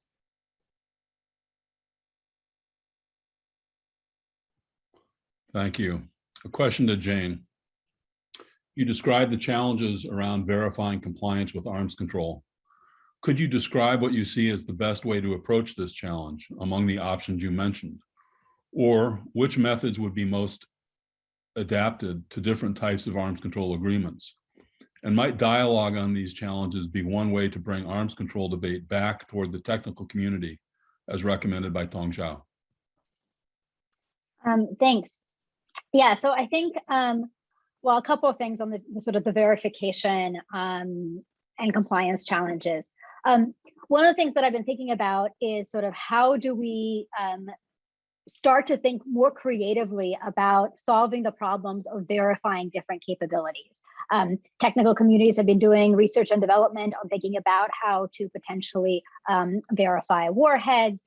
How can different technologies help us think about whether we can verify restraints on mobile missiles, for example. So essentially, I think these verification challenges, they're sort of like old problems that keep recurring, but need sort of increasingly more creative technical solutions. Because sort of the fundamental problem is that we might want to verify compliance and sort of go in and check everything to make sure an adversary is complying. But in doing so, that creates a security threat for the adversary and for us, right? You wouldn't want inspectors running around everywhere in the US checking things, seeing things we might not want them to see. So there's a trade-off between wanting to verify compliance and also wanting to protect secrecy. And that desire to protect secrecy needs to be, I think, a bigger part of the evaluation and thinking about measures. So in that light, I think going forward, there should be a conversation about re-examining the role of unilateral measures, particularly as we're seeing such big advances in remote sensing, satellite imagery, right? And particularly in ways where publicly accessible information might be more available for these kinds of activities than it has been before. There are considerable advantages to using publicly shareable methods as opposed to intelligence information in order to deal with compliance problems. And I think that could be a potential path forward. We also need to think about sort of what kind of I guess inspection level is intrusive enough without being too intrusive, and really think about sort of what sort of the acceptable level of error rate that we'd be willing to live with in an arms control agreement.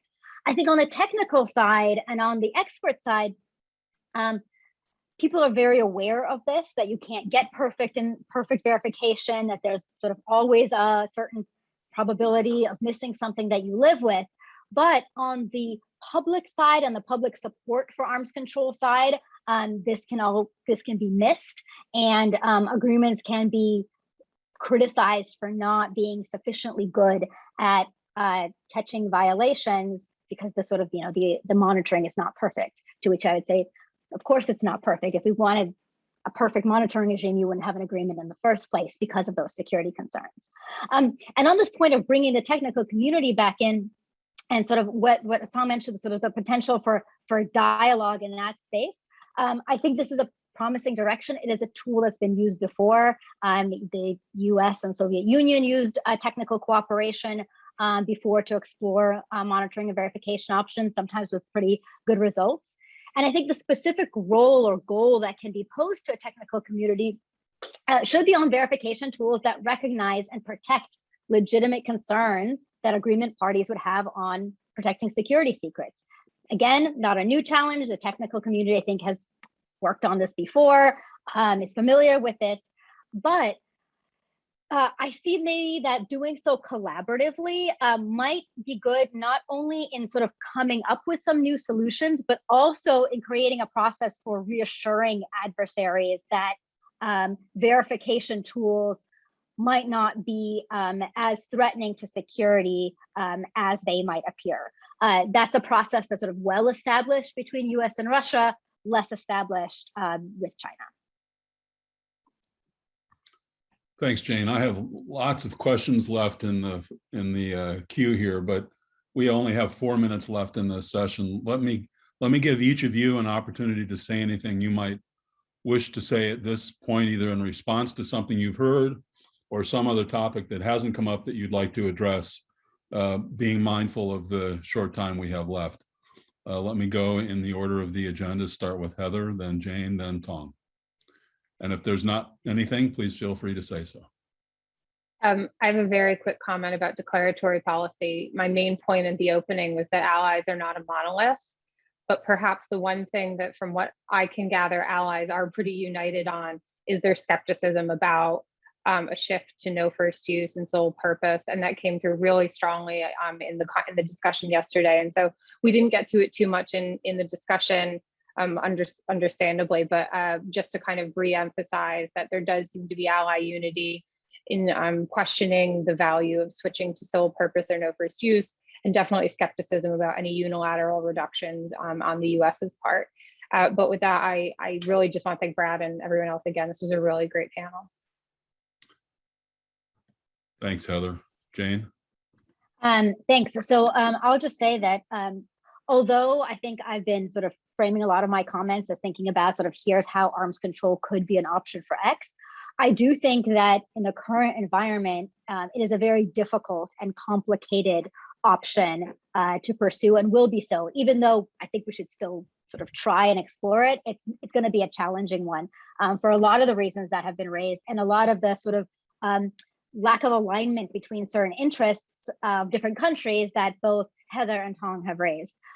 So I'm interested sort of, engaging further with a lot of the participants in this session on sort of further exploring what I think is a very complicated issue.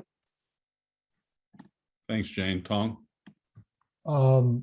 I think despite the very problematic geopolitical environment, which means this competition is going to be long-term and very ugly. But that, I think, highlights the need for efforts to contain the risks of arms race and crisis, instability, etc. There are so many things that actually can be done at the operational level. There are so many misunderstandings about specific policies that can be cleared up in operational level engagement. There are so many ways to have constructive dialogues or joint studies on mutual or multilateral disagreements and disputes on nuclear weapons, missile defense, space security, etc. So we shouldn't be too pessimistic. There are always things we can do concretely to make a difference. I want to correct one of my former comments. I said, U.S. willingness to talk missile defense probably wouldn't fundamentally change Chinese approach and policy, but I think it wouldn't hurt for the United States to try, right? Put the issue on the table, making some mutually beneficial and specific proposals, and see how China responds. At this time, the risk is so high that we cannot try anything possible at our disposal, right? A recent Chinese nuclear expert said, we're heading down a road that very much resembles the US-Soviet Union arms race during the early stage of Cold War. It might take a Cuban Missile Crisis type of serious incident to really shock the decision makers into thinking things differently. I think there are things we can do today to preemptively diffuse tensions and reduce the risks. I'll stop here. Thanks, Tong. At this point in the proceedings, if we were meeting face-to-face, I would invite the audience to join me in thanking the three of you for excellent presentations and excellent discussion along the way. So you just have to imagine that. But thank you very much for very thoughtful and interesting discussion this morning, an excellent addition to an already strong program. At this point, we will take a 15-minute break and reconvene at the quarter of the hour in whatever time zone you may be. Thanks so much to all of you. Be safe out there. So in case you are just joining or rejoining, my name is Rebecca Hersman. I'm the director of the Project on Nuclear Issues, and I am pleased to welcome you all to this, our final session of this year's open public PONI conference focusing on the nuclear trilemma. So very pleased to have you here. We had a terrific panel just completed. I really want to thank Brad Roberts for chairing that discussion on the future of arms control in the Trilemma, and for the participation of Jane Vaynman, Tong, Zhao, and Heather Williams. So it was a really great discussion. But now on to our final panel where we have also an outstanding group of experts joining us.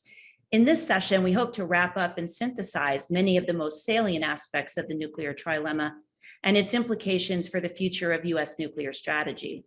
To do this, I've asked each of our panelists to offer 5 to 7 minutes of opening remarks, focusing on their recommendations for how the Biden administration should address the 3 nuclear priorities identified in this conference: supporting and strengthening U.S. alliances, meeting the essential modernization needs of our nuclear forces and related systems, and rejuvenating arms control to reduce nuclear risks. All of this in the context of the upcoming nuclear posture review, which we expect to be embedded in a broader national defense strategy in which integrated deterrence is expected to play a very prominent role. So I'm really looking forward to these recommendations and the kind of range of views I expect them to reflect. We have 3 terrific experts, and let me offer a brief summary of their extensive bios and my gratitude, and then we'll dive right in. So first up will be Lynn Rusten, who is the Vice President for NTI's Global Nuclear Policy Program. Before joining NTI, Lynn served as the Senior Director for Arms Control and Nonproliferation on the White House National Security Council staff and held positions in the Department of State, both in the ISN and the ABC bureaus. She was a senior professional staff member on the Senate Armed Services Committee and served as the director of the National Academy of Sciences Committee on International Security and Arms Control. Truly a long background in arms control and nuclear policy. She will be followed by Dr. Chris Ford, who is currently a senior advisor at the MITRE Corporation. Prior to that, he was Assistant Secretary for International Security and Nonproliferation at the Department of State from 2018 until 2020. And he served as Special Assistant to the President and Senior Director for Weapons of Mass Destruction and Counterproliferation at the National Security Council. Chris has worked at the Hudson Institute, has served on the Senate Committee on Appropriations, and the Senate Committee on Banking, Housing, and Urban Affairs. So also a very robust background.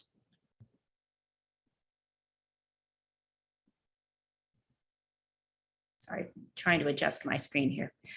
And third, we will have Rose Gottemoeller, who is the Payne Distinguished Lecturer at the Center for International Security and Cooperation at Stanford University. Before joining Stanford, Rose was the Deputy Secretary General of NATO from 2016 to 2019, where she helped to drive forward NATO's adaptation to new security challenges in Europe and in the fight against terrorism. She served as the Undersecretary for Arms Control and International Security at the U.S. Department of State, advising the Secretary of State on arms control, nonproliferation, and political military affairs.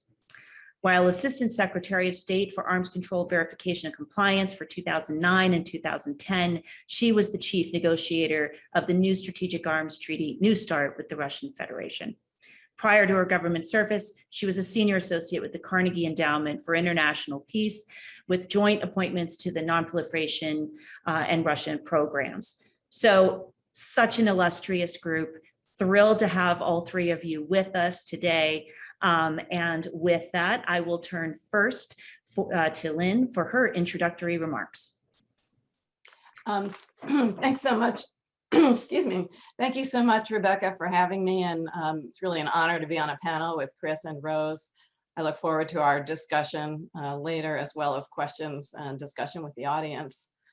So you asked us what our pitch would be to the president on this.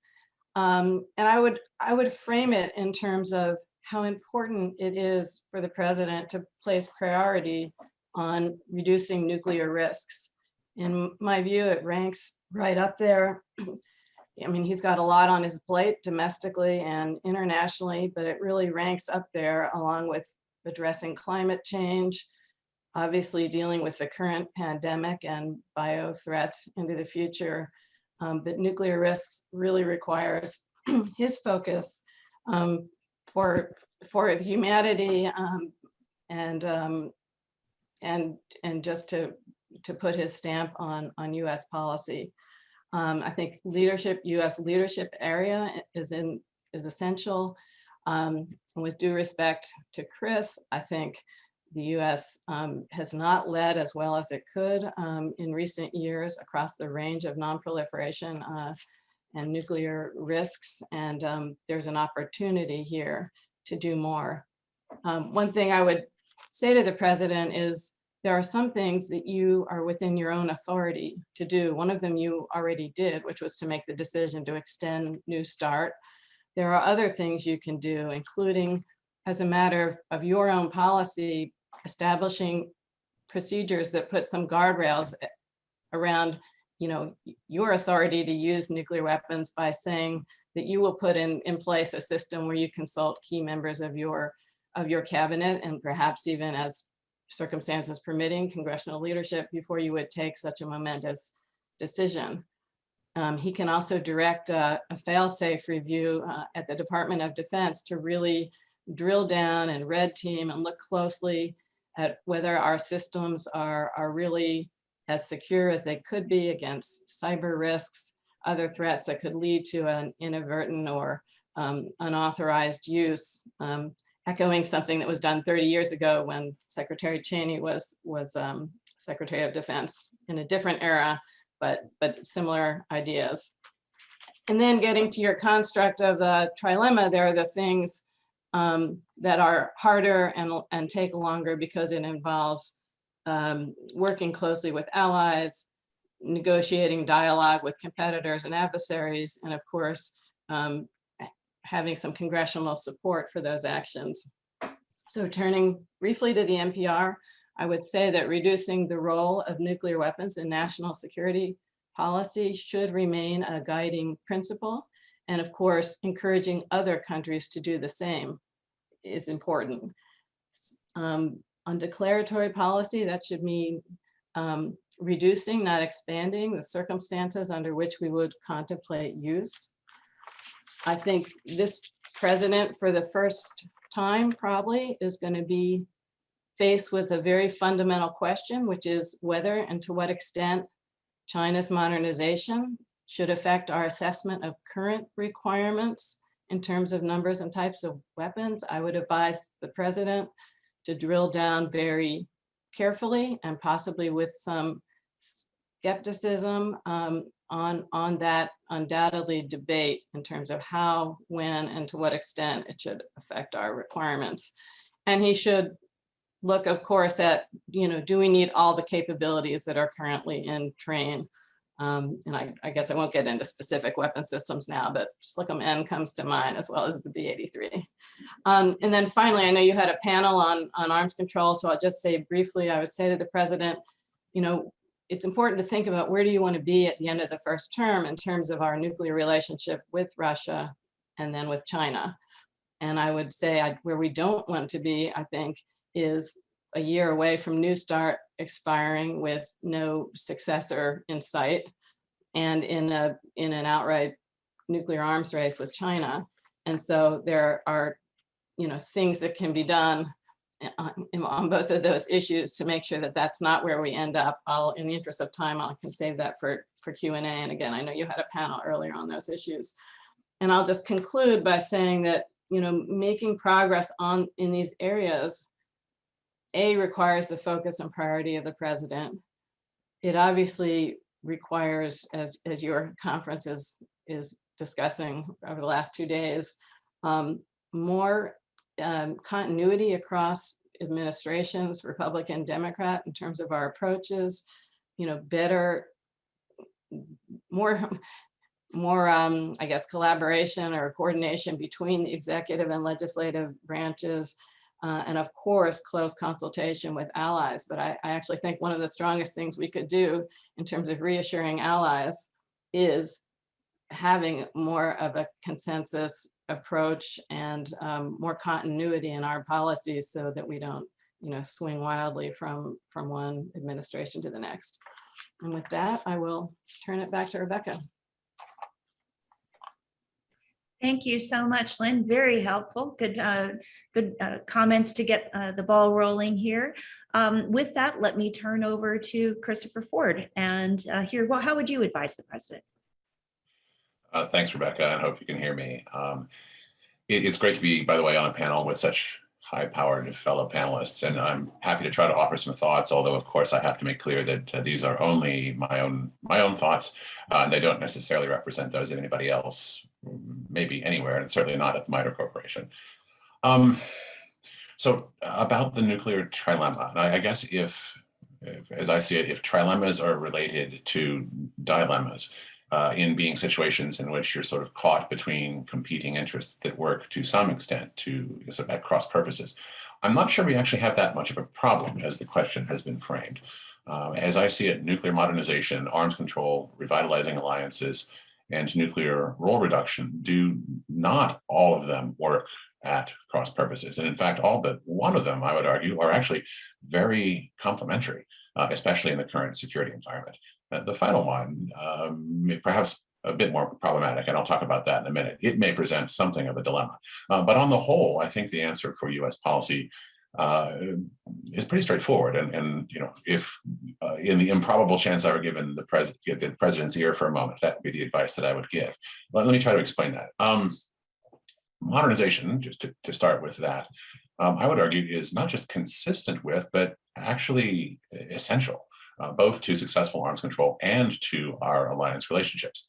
I don't mean to be cute, but if we hope to bargain with other possessors over restraints upon or reductions in nuclear weaponry, we need to have something to bargain with. And since our current systems are already at the outside edge of their service life, at least, this necessarily means modernizing our arsenal so that they don't simply age out. Were we not to modernize, there would be very little, frankly, any little reason for our adversaries to consider arms control with us. Why would they want to, in fact, pay us to cap or eliminate something that will shortly fall apart on its own? So I would say that if we want to negotiate a new arms control framework, we need to make sure that we possess things that our adversaries wish to limit, and that they have reason to think that long-term competition without such limits is not in their interest. From that perspective, I think it would be quite foolish for US leaders to do the work of Russian or Chinese arms control negotiators for them by abandoning US programs or allowing our systems to decay in place without getting anything for that in return. So making sure that the US deterrent remains effective, safe, and reliable for as long as we might continue to need it is, of course, vital to our own deterrence. But it's also worth pointing out that it is needed too for the security of the allies who shelter under our nuclear umbrella.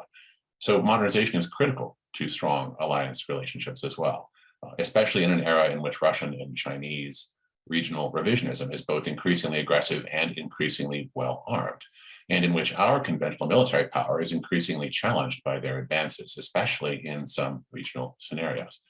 So I think that one of the surest ways to undermine our alliances would be to cut back upon or to end the modernization effort upon which depends the future viability of our arsenal, and thus also of the nuclear umbrella upon which our allies rely. So modernization, arms control, and alliances, I would say, go together rather well. They actually reinforce each other. If there is a skunk at the strategic analytical garden party of what this conference is calling the nuclear trilemma, it may, however, be role reduction. Now, a good deal of role reduction certainly did seem possible for a long while, and I supported it when serving in the George W. Bush administration when we emphasized doing exactly that. And 20 years ago, when the strategic environment was still felt to be fundamentally non-competitive, the US enjoyed massive conventional superiority over any adversary in any theater, and our great power counterparts were either not increasing their nuclear capacities much, or were joining us in reductions. At that time, such role reductions seemed quite possible for the US, but we shouldn't delude ourselves today. One might wish it to be otherwise, of course, but none of those conditions is actually the case anymore. The security environment has been deteriorating. We and our allies face growing conventional threats that are the most significant that we've seen in decades. and which threaten our own forces with potential overmatch in some regional contexts. Moscow and Beijing are also both building up their nuclear capacities, and of course, in China's case, with really quite shocking speed.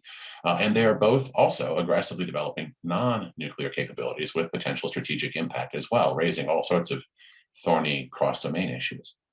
So today, we seem to have more need of deterrence against great power adversaries than at any point since the end of the Cold War, and things are getting worse. So I guess the question would be, where does that deterrence come from if we reduce the role of nuclear weapons in US planning even further?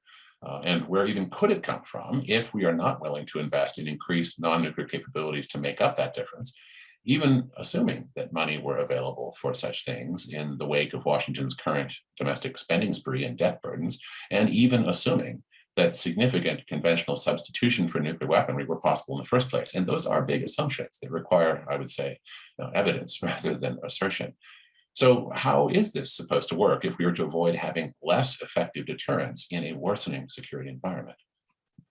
I should also add that it's not entirely clear that the reductions that have occurred in the role of nuclear weapons in the United States have actually helped make such weapons less relevant for others.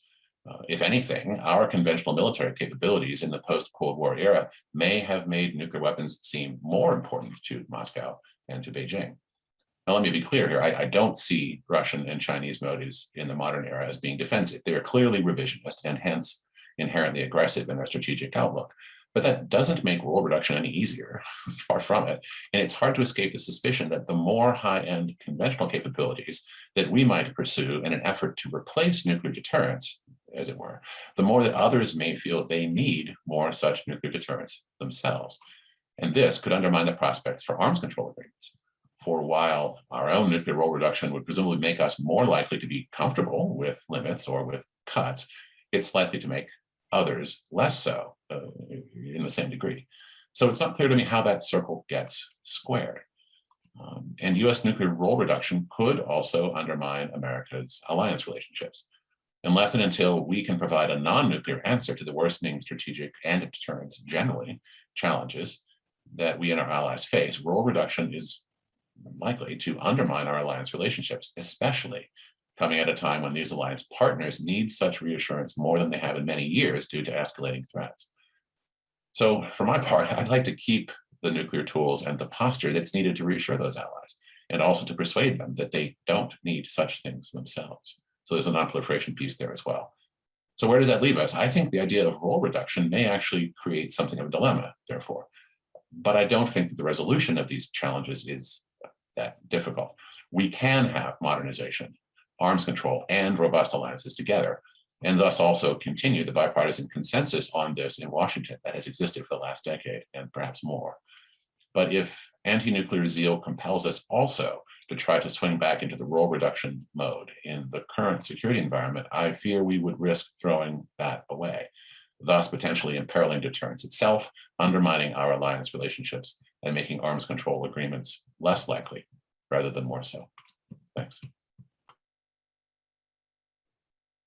Thank you, Chris.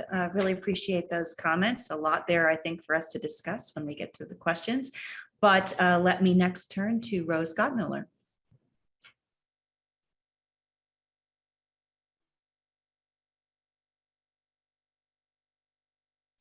Sorry. Madam President, I needed to unmute. Apologies, President Hersman. I actually understand, ma'am, that you've just had a lot of discussion of arms control matters, but I wanted to take exception with the for instance that was laid out in describing the nuclear trilemma. Prioritizing certain types of arms control, and I quote, could undermine US nuclear modernization and strain US extended deterrence commitments.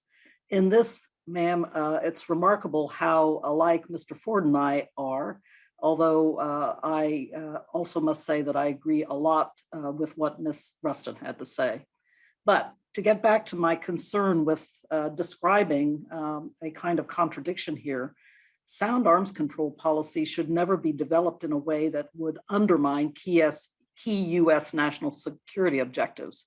Instead, it should support those objectives at the negotiating table. Arms control should facilitate US nuclear modernization by creating maximum predictability about what the other party or parties are up to with their strategic nuclear forces. In that way, clear modernization requirements can be set on our side, which helps in our increasingly tight fiscal environment. In some cases, arms control has been used to get rid of certain weapon classes, such as intermediate range ground launched missiles, which were banned for over 30 years until the Russians violated the INF Treaty. Thus, sometimes it can provide for direct cost savings, but we must always keep an alert eye on what the other side is doing. Of course, if cheating and breakout occur, we must act as we did in the case of INF. Likewise, arms control should never strain US extended deterrence commitments. In my experience, allies have welcomed arms control as a way to ameliorate tensions with potential adversaries. They get nervous when there is no arms control effort underway or when it is unproductive. The biggest difficulty that arms control has posed for allies, especially in Europe, is in the interplay with their publics. Thus, during the period running up to the INF negotiations, allied governments in NATO had to contend with large public demonstrations against deployment of US Pershing II and Glickam missiles in Europe. This experience colored their behavior for many years afterwards, with constant efforts in NATO Europe to keep nuclear weapons and nuclear policy out of the public eye and off of the public political agenda. In this environment, it was quite difficult to pursue arms control activities involving the NATO allies, although, as I think you probably heard from Jessica Cox in her remarks earlier, now the allies are very seized of these issues and very engaged on them. So I do believe that the situation has changed at the present time, and that represents an opportunity for the United States to work more closely with our allies on this agenda. However, and here, as it may surprise you, I agree with Mr. Ford, but for different reasons. Nuclear declaratory policy is another matter. I do not equate it with arms control. It is indeed part of the larger discussion. Pursuing policies such as no first use or in the recent period sole purpose have generated anxiety among the allies in Asia as well as in Europe. For that reason, I have tended to place less emphasis on changing US declaratory policy. I would rather spend political capital on ensuring that the program of record for the US nuclear modernization is on a sound funding basis. We need to ensure that the US nuclear arsenal remains safe, secure, and effective into this century. Our budget priorities need to reflect this goal and do so on a consistent and persistent basis, bipartisan basis. A final point. A revitalized arms control leg is inherent to ensuring that our integrated deterrence stool stays upright. That revitalization will take us in new directions beyond the control and limitation of hardware items. But we have new opportunities to use technology to help us to succeed, to help us to be creative. I'm particularly encouraged that the advent of more ubiquitous sensing technologies will help us to do monitoring and verification better than we have been able to do in the past, and will open the door to monitoring and verification of nuclear warheads. I am happy to take this topic up further in our discussion, ma'am, but with that, I will turn it back to you. Thank you, Rose, and thank you for the promotion. I appreciate it. So I think there's several interesting questions I would like to tease out. First, let me just give a little bit of guidance to our audience. I'm going to encourage you all to start putting your questions into the Q&A format. That's the best place that I'll be able to see it, not the chat. I think I failed to do this earlier, remind you that this discussion is on the record and is being recorded. So you will have a chance to review it some days hence, and you'll get a notice when it has been posted to the CSIS website. But as you are accumulating some of your questions here, I'm going to ask a few, and then I'm going to give our panelists a chance to ask each other a few questions. So first, I would like to ask the group, I'm going to touch on sort of three areas. The first one is, let's drill in a little bit on the issue of dilemmas. Maybe not trilemmas, but dilemmas in any case, specifically in the area of alliances and nuclear policy. We have certainly had kind of a a flurry of news, you might say, in this area with the announcement of the AUKUS agreement, various decisions about the transfer of nuclear propulsion technology, but also in the tensions between sets of alliances and alliance partners, between the Asia theater and that in Europe, and clearly a bit of fence mending to be done with our French ally. All of that in mind, I'd really like your take. Quickly, if I could ask all three of you, how do you see this playing out in sort of the relative pro-con of managing our strategic challenges and our nuclear policy writ large? If you don't mind, I'll start in the opposite order we just went. So Rose, I'll turn to you first. Well, thanks very much, Rebecca. I have been thinking about this issue a lot in recent days. Some of you may have seen the letter I put in the New York Times. It was published in the print version today. I believe that this is a brilliant stroke. There's no question about it. We need to develop and strengthen our alliance relationships in the Asia Pacific, in the Indo-Pacific. What concerns me is how we have gone about it. It has simultaneously enraged France, one of our key allies in NATO Europe, and also blown apart 60 years of US policy to minimize the use of highly enriched uranium.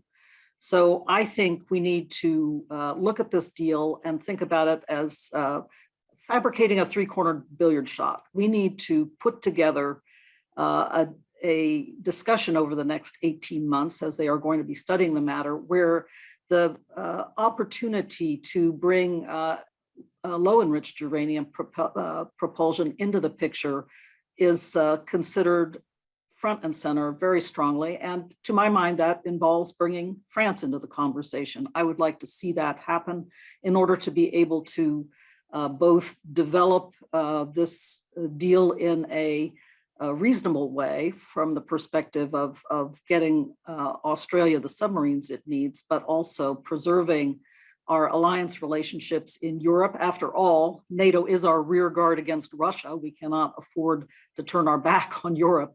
So continue to develop and strengthen our alliance relationships, not only in Asia, but also in Europe. And then finally, to preserve and continue to strengthen the non-proliferation regime. Thank you. Thank you, Rose. Chris, what's your take on this issue? Well, I've been publicly very supportive of the AUKUS deal. It, it's, as I think I said the other day to somebody, it's never a great thing to have disagreements with an important old friend and ally like France. But on the on strategic balance, I think the AUKUS arrangement is absolutely essential and a huge step forward. It's a I think a very profound statement about regional geopolitics that is very important to hear. It's a good message for other allies in the region. It is an important qualitative step forward in terms of concrete military capabilities. For the SSBNs, the nuclear-powered fast attacks will provide a very, very different and far more important and hopefully deterring capacity in the region with the legs that they can provide. I think it's a tremendous move. One has to be mindful of the non-proliferation implications, and I would stress that we don't exactly know how this is going to be implemented yet. Current U.S. boats, for example, have lifetime of, I believe, have lifetime of unit fueling. So there does not necessarily even have to be a question of HEU transfer, assuming it's even HEU. And I take Rose's point about considering LEU. I'm not enough of an engineer to assess whether LEU really has the requisite power density, but that's for smarter folks than I to figure out. But I do think there is a non-proliferation sensible way forward here, and the strategic benefits are quite considerable. So I'm quite pro. Thank you, Lynn, Rusten. Thanks, Rebecca. I agree with everything that Rose said, and will add that I'm not sure that all the non-proliferation factors have really been thought through in this. I mean, it is an incredible precedent that's now being set in terms of we've never transferred or shared this technology with a non-nuclear weapon state. And although Australia, of course, has a stellar reputation in terms of its non-proliferation record, and has promised that it wouldn't develop nuclear weapons, we have to be mindful of the precedent for others who would either develop their technology on their own or other nuclear countries that would, go the same path and share. And so that requires, I do agree with Rose, I think a serious look at LEU, which the French used to power their naval vessels, would be wise. But also there has to be incredibly strict safeguards developed. This has never been done before with IAEA in terms of what is the safeguard regime for this material, before it is introduced into naval vessels, and then once it comes out. And that should be done with the strictest standards that keep in mind that what's good for the goose is good for the gander. And whatever is developed for this deal, should it go forward, will be applicable to other countries that may not have the stellar non-proliferation record that Australia does. And also, just to put it in a more graphic way, we're talking about the sharing or transfer of enough nuclear material to make something like 160 bombs. I mean, it's a lot of material over time, given 8 subs or whatever it is. As Joan said, as Rose said, in terms of HEU minimization, that's more material than we've spent over the last decades, repatriating HEU from around the world. So they're really serious considerations that I wonder if they got as much consideration as they should have before the decision was announced. All right, thank you. A lot there to discuss. I suspect it will come up again as we continue, and I'm keeping an eye on the questions as they come in. I'd like to follow up with sort of a two-parter for each of you.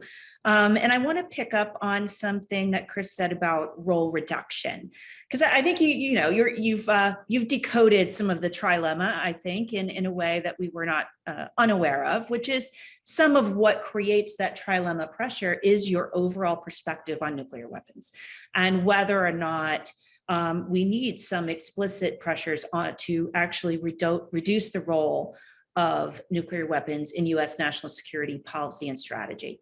So the first part of my question will be to ask each of you, but with especially for sort of Lynn and Rose, what is your take on that? You've both alluded to that, but there is this tension, and how do you see that playing out from the perspective of role reduction? And relatedly then, how do you think about this in the context of a couple of other specific policy areas? Number one, disarmament, as opposed to arms control or as part of arms control, but the issue of actual reductions, and in particular, the role, if any, for unilateral reductions. Is there a role for that? Is that an appropriate policy for the United States at this time? Or do you sort of oppose the notion of unilateral reductions that are not done in the context of an arms control agreement? Would be number one. Number two, do you explicitly favor or oppose a narrowing of declaratory policy to reduce the role of nuclear weapons, whether that were to take the form of a no first use or a sole purpose declaration, which is usually considered more of a posture rather than a declaratory policy? But regardless, do you have a position on that, or do you think declaratory policy should remain unchanged? And then the third one is a tricky one. That has to do with the relationship between our conventional and nuclear capabilities, again alluded to here. To what extent do you see it as part of our overall nuclear policy to seek to replace strategic nuclear capabilities with conventional capabilities such as long-range strike? Do you think there should be an interaction? Do you think those are appropriate capabilities to develop, or do you see those as more problematic? I've put a lot on your plate, but I guess I'm asking for a general, view, succinctly put, on role reduction, and then your specific views on each one of those three specific topics. Why don't I reverse the order again, if you don't mind? And Lynn, I'll go to you first this time and then follow the order of the agenda. Okay, let's see, that was a lot there. Returning to some of Chris's comments, There are a lot of kind of embedded assumptions to unpack in some of the things he said, but I guess one of the things I'll pull out that I do disagree with is he equated, as I understood it, reducing the role of nuclear weapons in national security policy as resulting in less effective deterrence. And, you know, I don't agree with that. You know, I think that the whole discussion is about what is deterrence, you know, how much is enough, what deters, what are we deterring? And these are kind of the age-old questions. But what I don't think is in the US interest is lowering the threshold for use, either through our policies or declaratory policy or planning, or other countries doing the same. And so I think it's important to not legitimize the use of nuclear weapons in response to non-nuclear threats. So I'll start with that. In terms of, let's see, you asked about unilateral reductions. I think, you know, basically the premise should be, you know, our country, we should assess what we need, how much is enough, you know, what we're prepared to do in modernization, and then execute that policy. I think the fact is, the reality is, there's not support in this kind of environment to do any significant unilateral reductions. I did think, and NTI has certainly proposed the idea that the US and Russia together as a political commitment could come to the NPT review conference with a modest commitment under the New START ceilings to go down a little lower.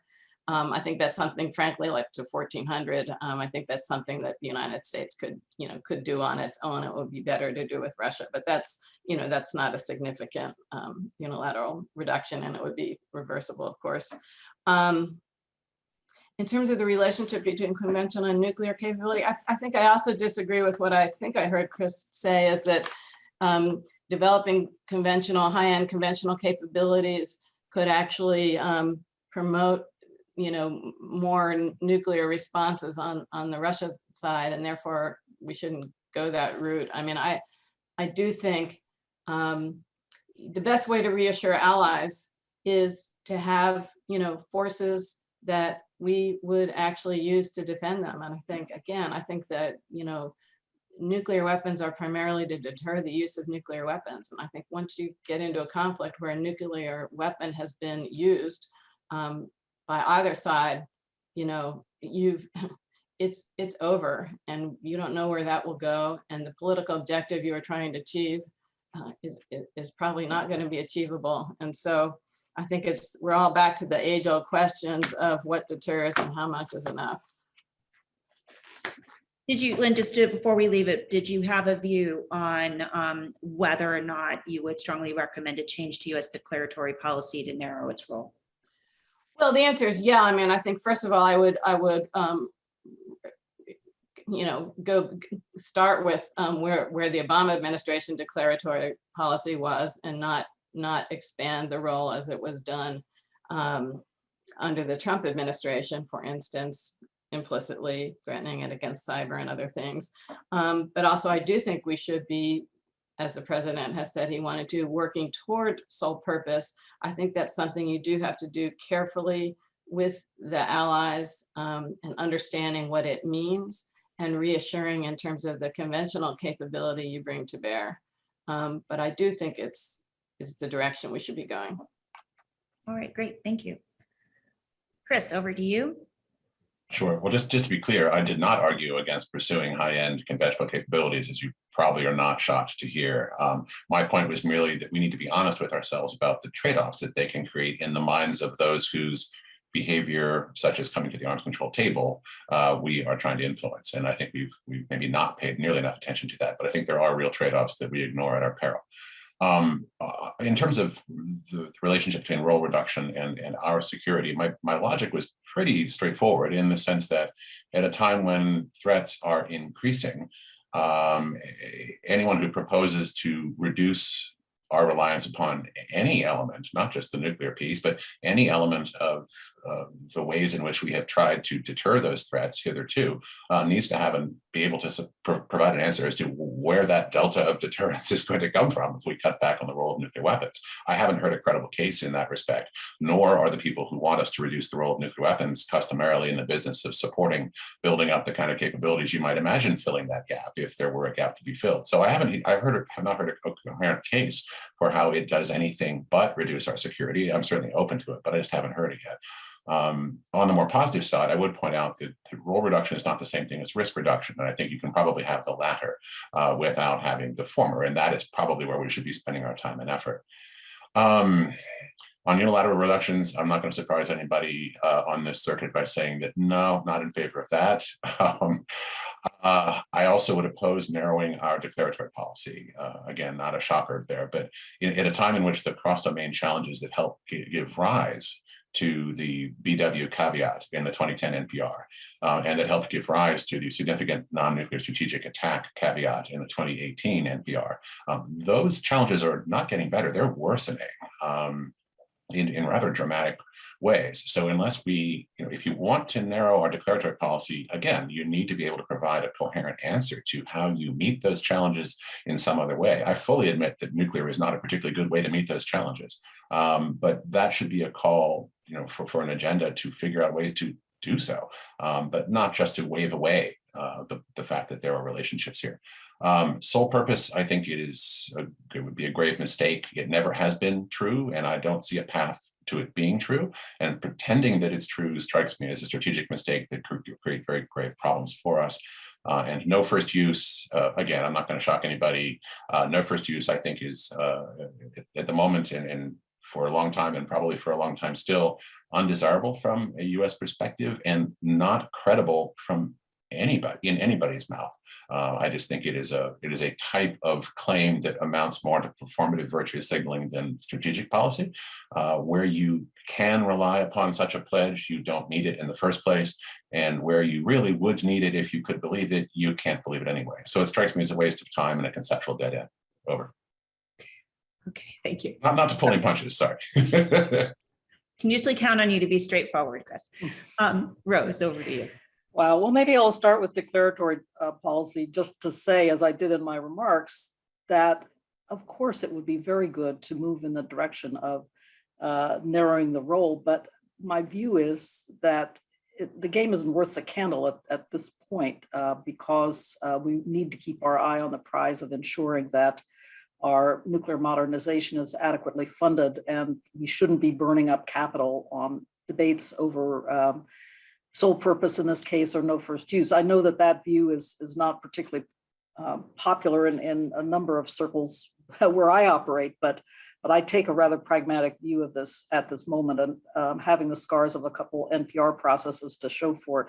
I do not agree with the approach that was taken, however, with the somewhat more expansive view of this matter in the 2018 NPR, because I think it's too tenuous, our understanding these days of what deters in hybrid space, what deters in terms of cyber attacks and that type of thing. And until we understand a whole lot more about what exactly deterrence means with regard to cyber attacks, for example, then we need to be very, very cautious about how we throw around our declaratory policy, so to say, in threatening nuclear response. So that's my, again, very pragmatic view on that matter. We need to do more homework before we go down that road.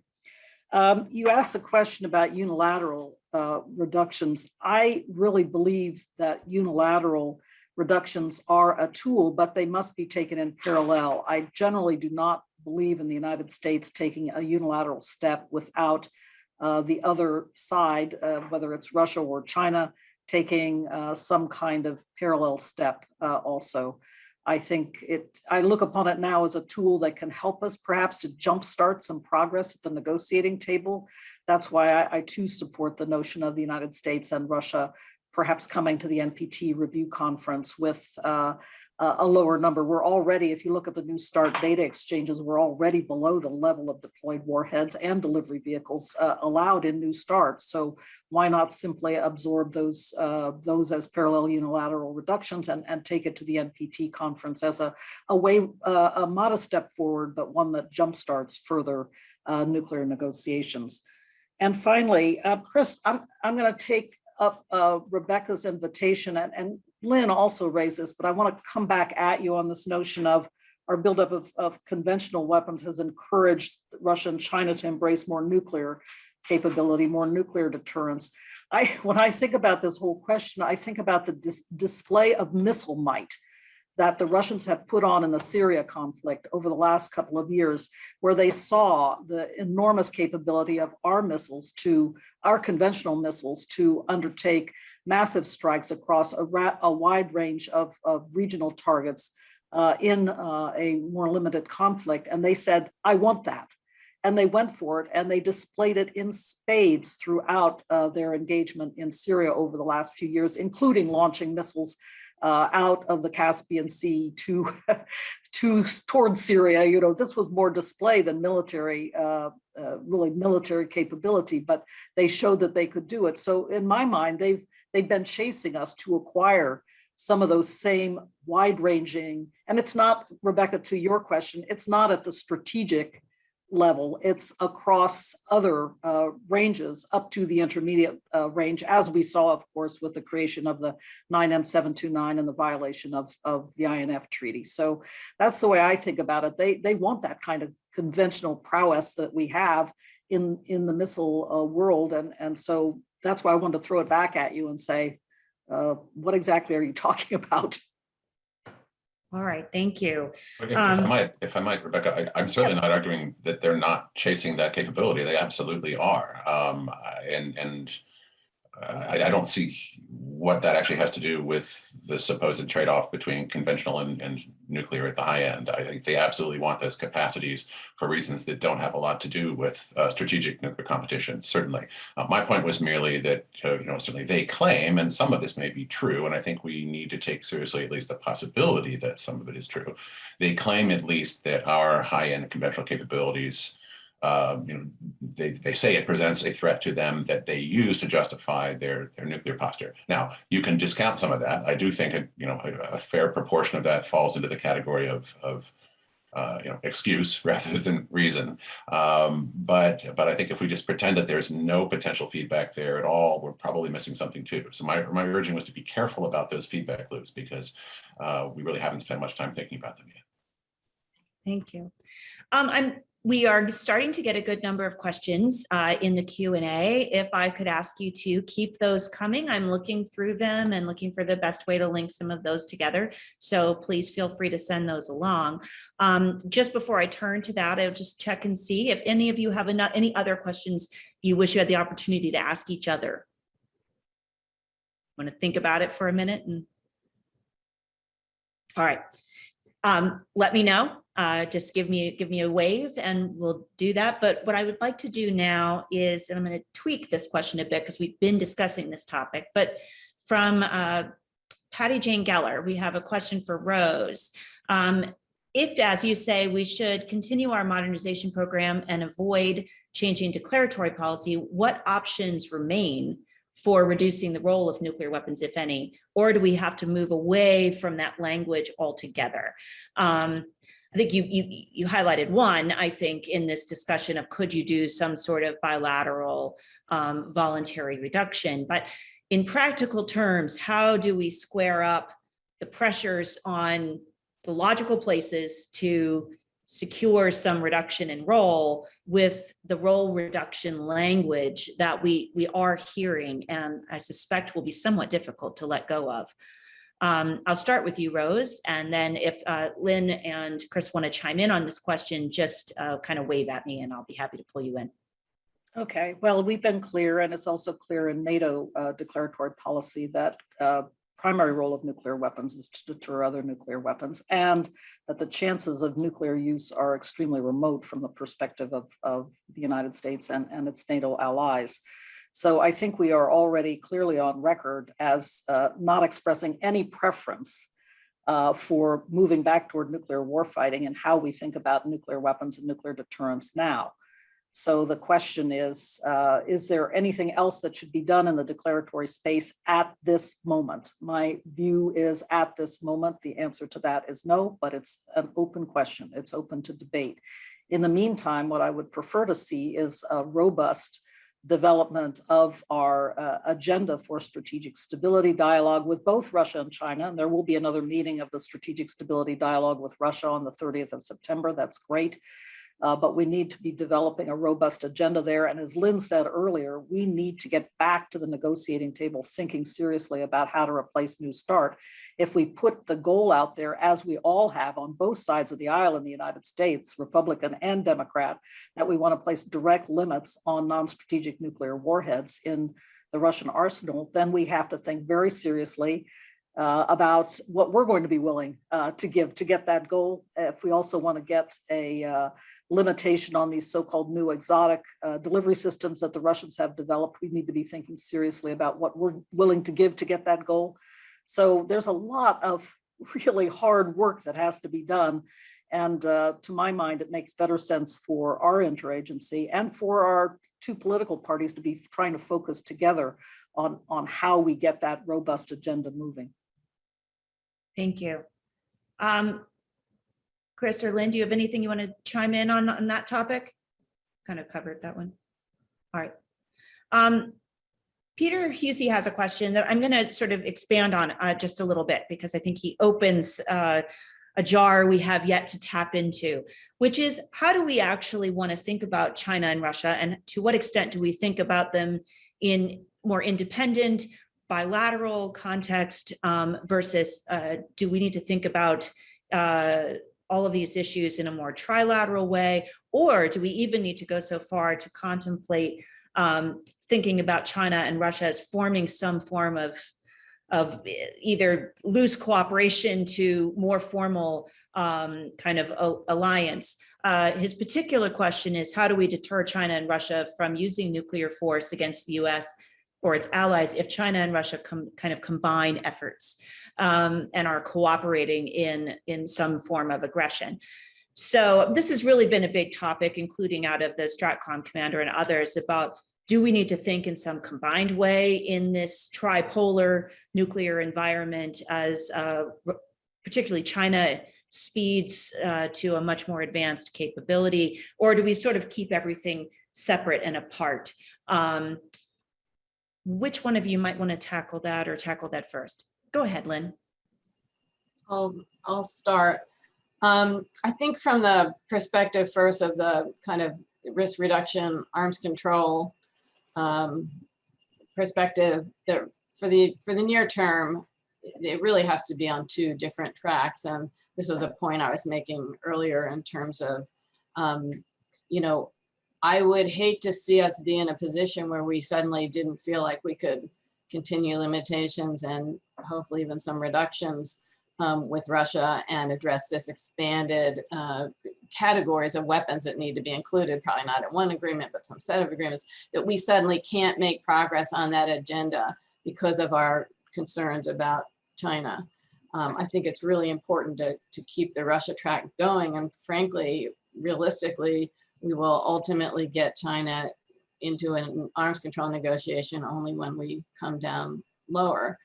I think on the China track, you know, obviously there's, you know, we need to mature the nuclear relationship with China where we can begin to talk about the, I mean, we've tried, but we get, you know, a more sophisticated dialogue with them where they participate in terms of what their intentions and plans are, you know, strategic stability in the region. There's probably lower hanging fruit that could be pursued now, like a ballistic missile launch notification agreement, but something like, you know, real arms control and limitations is down the road. And it seems to me that we in the US government probably have a lot of homework to do to really think hard about what it is we want from China and what's negotiable, what we're prepared to give in a regional construct. And also we're going to have to grapple with hard questions like, you know, do we accept mutual nuclear vulnerability? We probably actually are in that state, but have never said it. And are we prepared to accept, parity or rougher parity as we go lower if we want to engage Russia in a nuclear arms control arrangement? So I think there's a lot of work ahead, but I don't see that a trilateral approach on some of these core issues will be productive at this stage. Chris, do you have thoughts on this question? Sure. I mean, I would agree with Lynn to the extent that I think it's pretty clear that at least initially any negotiating approach or talks on these topics with Moscow and or Beijing presumably has to be sort of multiply bilateral, parallel bilateral tracks. The odds of getting folks together at the same table in the near future don't seem very high, although that would be great.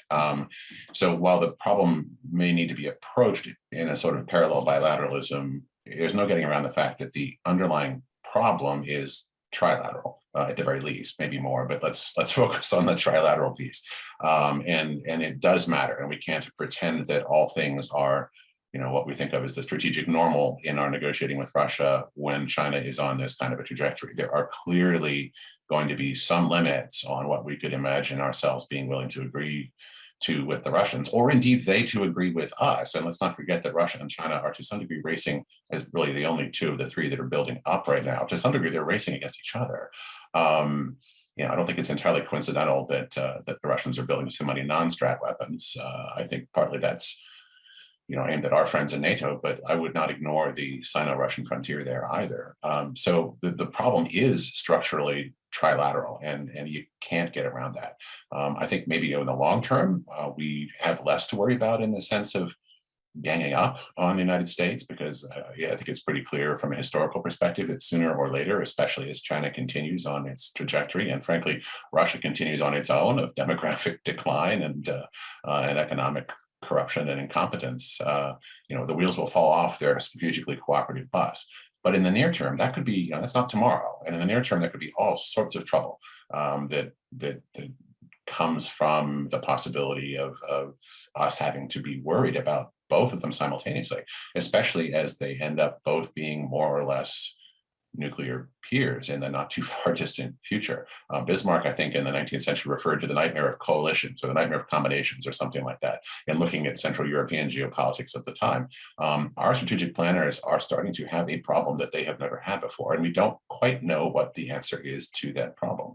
And we should not pretend that it is anything other than a really major new and qualitative shift that is very concerning. Thank you. Rose?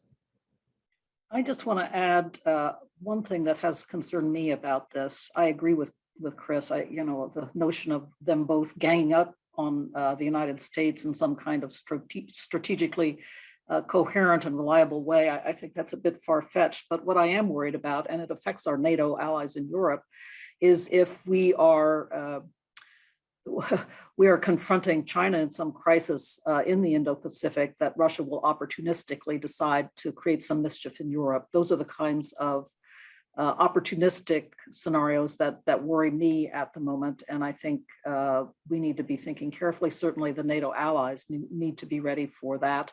It gets back to the whole question of strategic autonomy. Of course, we are not talking about that in this particular conference, but if the United States is preoccupied in the Indo-Pacific and Russia decides to cause mischief on Europe's borders, then what will NATO be ready to do about it? And so, again, that's something we need to keep our attention on. We need to keep our eye on that security problem as well.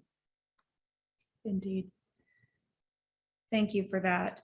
We have a question from similar questions or related questions from Greg Giles and Heather Williams that I will kind of combine into a question of what can the United States bring to the table in the upcoming review conference in practical terms. I'll set aside for a moment the suggestion of the bilateral, reduction that both you and Lynn have referred to. You can comment whether you think it's realistic in the next, couple of months. I don't know. But aside from that, is there anything? Because most of what we've described sort of starts taking those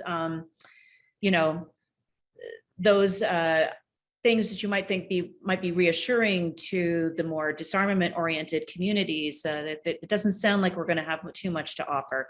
Are we missing anything in this discussion? Is there anything we could offer on the issue of disarmament or other things to help that very important forum be successful, and similarly to kind of make sure that it remains the preeminent forum for thinking about broader nonproliferation, and that we can kind of hold at bay questions about the prominence of the ban treaty and its related architecture.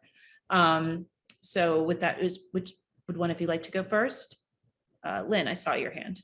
Sure, I'll take a stab. And first of all, just to clarify, but not dwell on the, parallel reduction thing. I think the way to do it is you bring that commitment to the NPT RevCon, and you promise to implement it by 6 months or 12 months hence, so that, it happens naturally, and, it doesn't cost a lot of money in terms of if you're going to do any offloading of subs or something like that. But that would be the idea.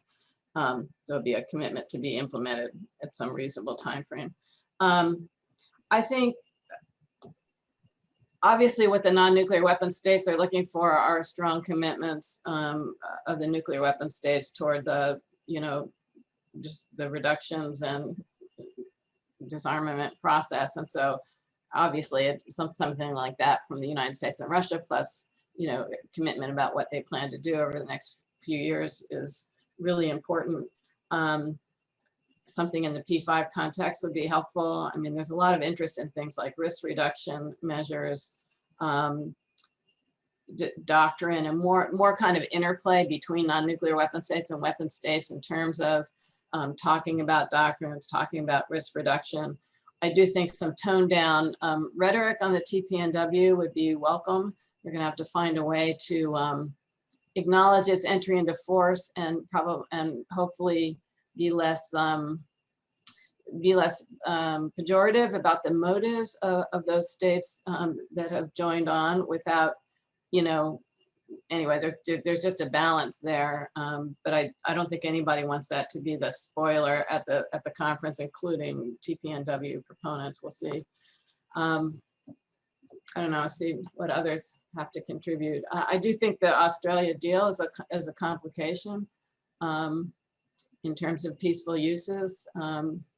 So bringing commitments about implementing that in the most non-proliferation sensitive way possible, I guess will be part of the conversation. All right, thank you. Yeah, I agree with that, actually, that it's going to be very important to carefully scope. When we heard about the deal last week for the first time, there was a lot of, we're going to be studying the problem, we're going to be studying the problem, we're going to be studying the problem. Well, that's fine, but there now needs to be a set of talking points about how the problem will be studied. And as I said, showing that sensitivity to the non-proliferation objectives, the necessity of looking seriously at low enriched uranium cores for the new submarines. These will, I think, all be beneficial messages for the NPT review conference. The other thing I just wanted to raise a doubt about, though, Lynn, given the way the United States and UK, together with Australia, have enraged Paris at the moment, is I'm really wondering if the P5 will be able to do anything coherent for the NPT review conference. I hope that they will be able to do so, in particular, since the United States and Russia were able to repeat the Reagan-Gorbachev statement during their bilateral summit back in June. It would be nice if the P5 could now make that statement in the RevCon environment. That would, I think, be a good step to take. But we'll have to see how long the white heat of French anger remains, and how long it's going to take to get back to work in the P5 per se. I note that Heather Williams was asking you, Chris, about the SEND program and what you would predict could be the contribution of SEND. I'd be really interested what you have to say about that. Thank you. I was going to add that one as well as we turn to Chris. Thank you, Rose. Well, I'd love to see more, more visibility on where that's going. I mean, I understand from just earing my ear to the ground that indeed SEND, and Heather would know this more than I at this point, that SEND is indeed moving forward. I think there is. I hope that there is something that can be made of it in the NPT context. Now, to stress that we didn't start going down this road in order to have something nice to talk about at the NPT. This was not that. Now, it may in fact be true that that's also the case, and that's terrific. It's a side benefit, I suppose. The principal reason was that we thought it needed to be done, and I hope that that logic still remains true. I mean, we need to be honest with ourselves about the heavy lift that things like NPT type engagements on disarmament and arms control issues present, just structurally, given the way that the world is right now, right? I mean, we have an era of arms control now that is at least trilateral if you're talking about actually really managing risks and solving problems with a new framework going ahead. It may involve more parties than that. There are more axes of relevant rivalry to be worried about in the cross-domain context today than before. I mean, in many respects, you sort of see we have an inherited feel for what arms control looks like, and it's sort of bilateral and it's sort of Washington-Moscow-y. And where we probably need to be in answering questions about this is a very different sort of model of which we don't really know much yet. It feels in some ways a little bit more like the 1920s. With more multi-party engagement, more axes of rivalry, more interconnection between parties, and a broader range of stuff that you're talking about. That's a very challenging sort of agenda, especially if you're trying to shift simply from limitations to reductions. At the same time, you've got shades of maybe pale reflections, but perhaps growing reflections of the 1930s, in the sense that there are at least some participants in this multilateral stew who don't seem to be particularly interested in strategic restraint at all. Indeed, their strategic vision seems to be one of revisionist self-aggrandizement. That feels a little bit more like the 1930s than it does the 1920s, when you had people still feeling rather chastened coming out of World War I. This is a very, very challenging mix to deal with anyway. And it's especially challenging if you come into a forum like the NPT discussions, in which most of one's comments, if one is a P5er, are judged against a laundry list of agenda items that were developed, well, in the early post-Cold War era, in which we faced such structurally different circumstances that it's not clear that that agenda makes any sense now. I won't say it doesn't, but we haven't done a proper process of thinking through what does make sense now. And indeed, we seem in some respect almost religiously opposed to asking questions about the degree to which the inherited conventional wisdom is in fact the right answer for tomorrow. SEND might be able to help chew on that. And I don't know where it will go. Part of the point was that it didn't have a predetermined destination for two very important reasons. One is that the disarmament discourse hitherto had been, in my eye at least, very bad at incorporating issues of security into how to think about getting towards zero. And the second thing was that it wasn't clear what the answers to getting the world in that shape were likely to be. And so you needed to engage in a really open-minded, honest way about how that might work in a context in which you don't have a priori, clear crystalline objectives. So it's probably not going to produce miraculous answers tomorrow, but I do think as a type of engagement that is expressly designed to try to start chewing on these questions in some regards for the first time on any kind of a scale, I think it's essential that it A, continue, B, that it continue rather visibly, and then if it is going to continue visibly for those very important reasons, we might as well make what we can of it at the NPT as a side benefit. Thank you. Thank you. William Alberg has asked a couple of questions that are related to kind of organization and bureaucracy as we work on these issues. The particular question has to do with some new reporting about how the Office of the Secretary of Defense might be reorganizing to look at these problems. I'm not sure that we all fully understand what that's going to look like. My personal take on that is that, having worked in those offices, including the one that may inherit a lot of these responsibilities, there's a constant organizational tension between span of control. In other words, are you giving your decision makers, too much territory to kind of have to cover, intellectual territory to cover, versus having very narrow areas, but tons of overlap with other people. And that's the endless challenge, right? Of like how to find the balance between nice, clean lines of control that are not too big. And so I think that'll be an issue there as they consolidate some of those functions under the new Assistant Secretariat for Space and other strategic capabilities. There could be some really important synergies there. But the second part of the question, and so if you're interested in that, and have thoughts on that, I would welcome it. But as we think about sort of bureaucracies, the secondary part of the question, I think, is perhaps more important, and I'm interested, to hear the bureaucratic ninja skills of the three of you and your long, kind of experience in government.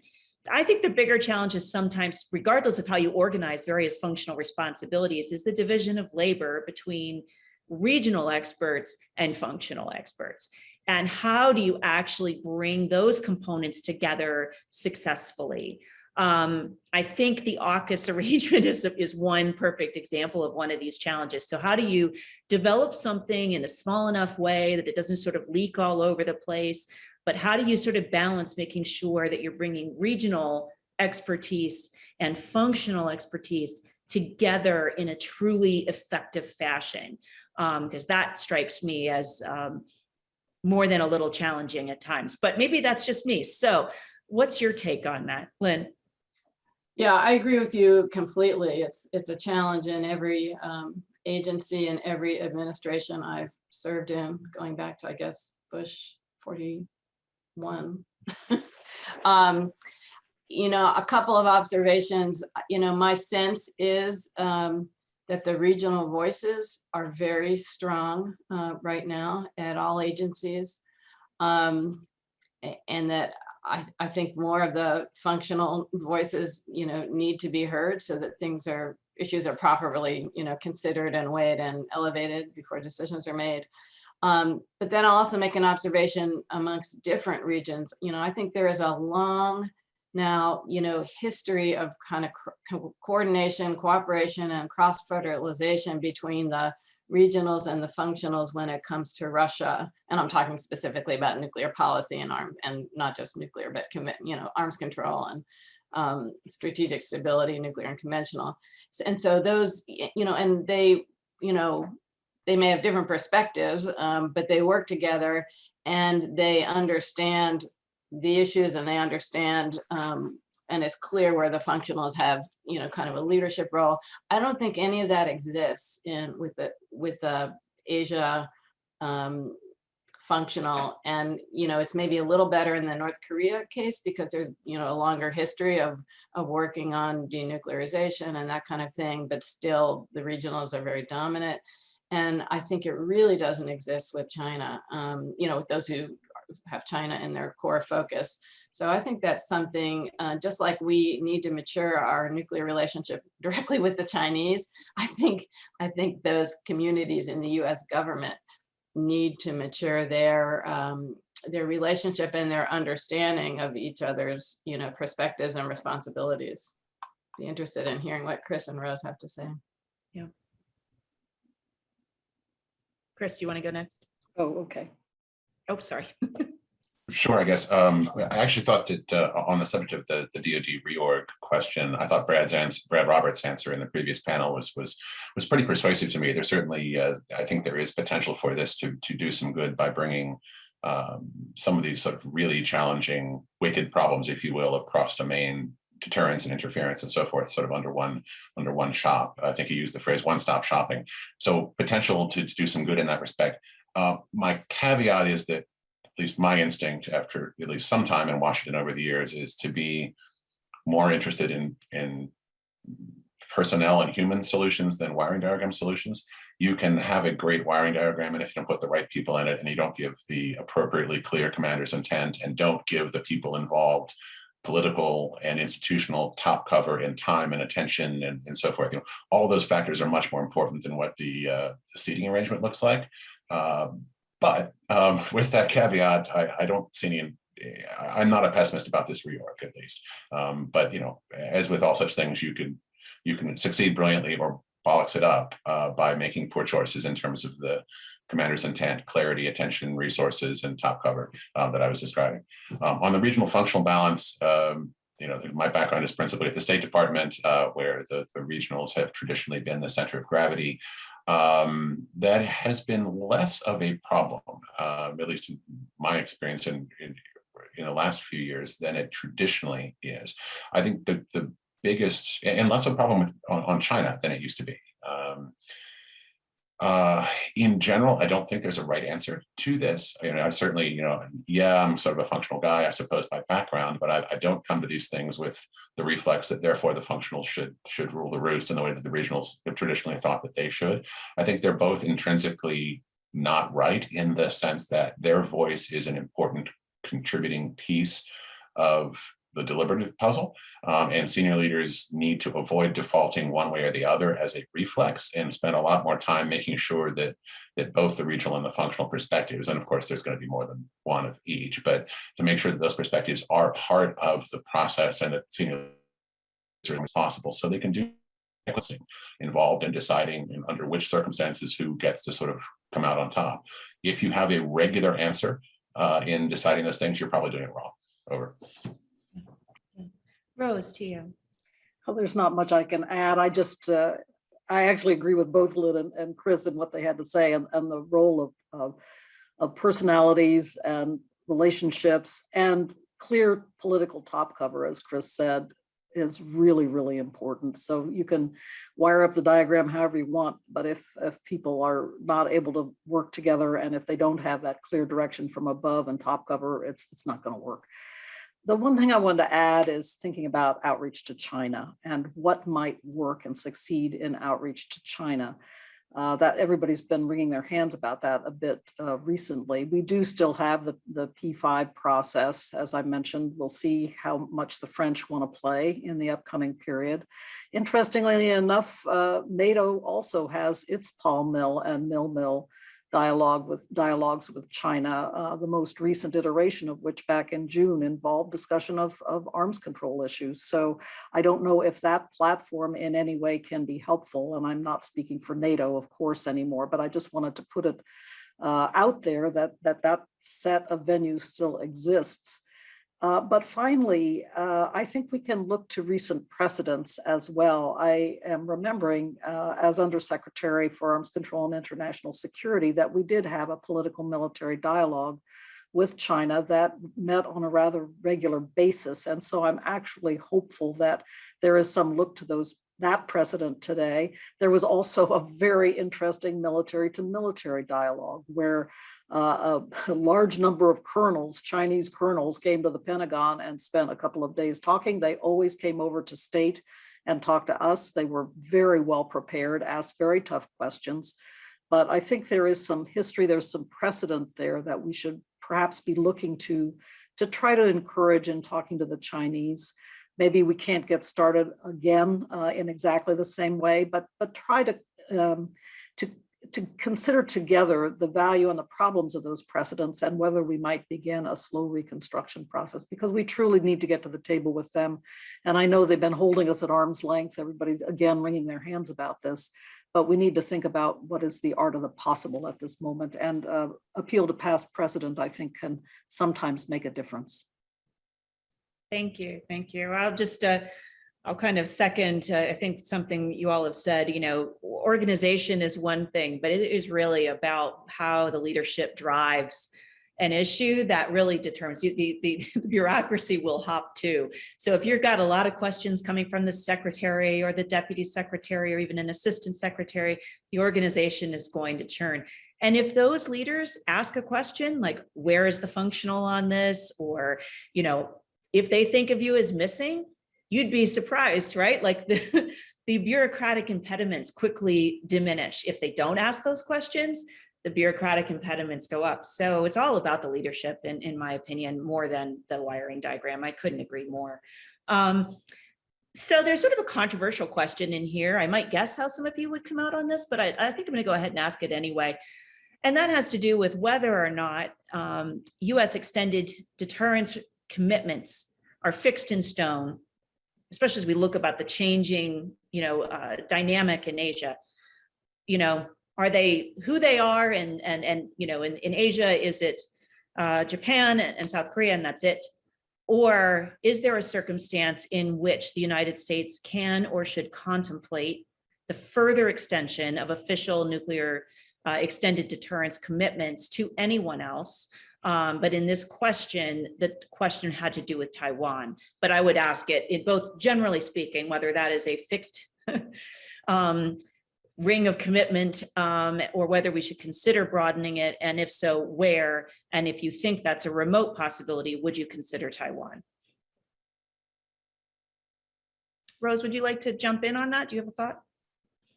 Well, I was just thinking about the news reports I saw yesterday of China now threatening Australia with nuclear attack or to target Australia with nuclear weapons, I'll put it that way.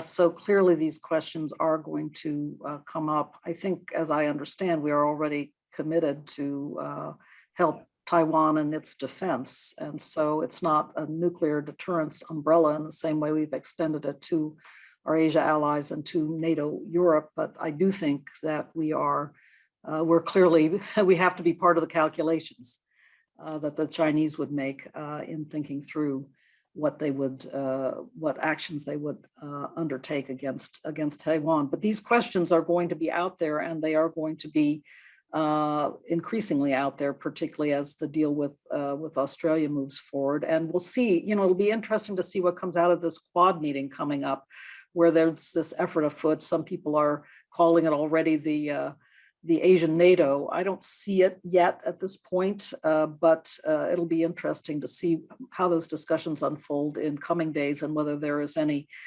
reflection of this particular question about the nuclear umbrella in the official outcome of that meeting. I kind of doubt it, but nevertheless, it's going to be an active question. Mm-hmm. Chris, do you have any thoughts on whether or not our extended deterrence commitments should be expanded in any way?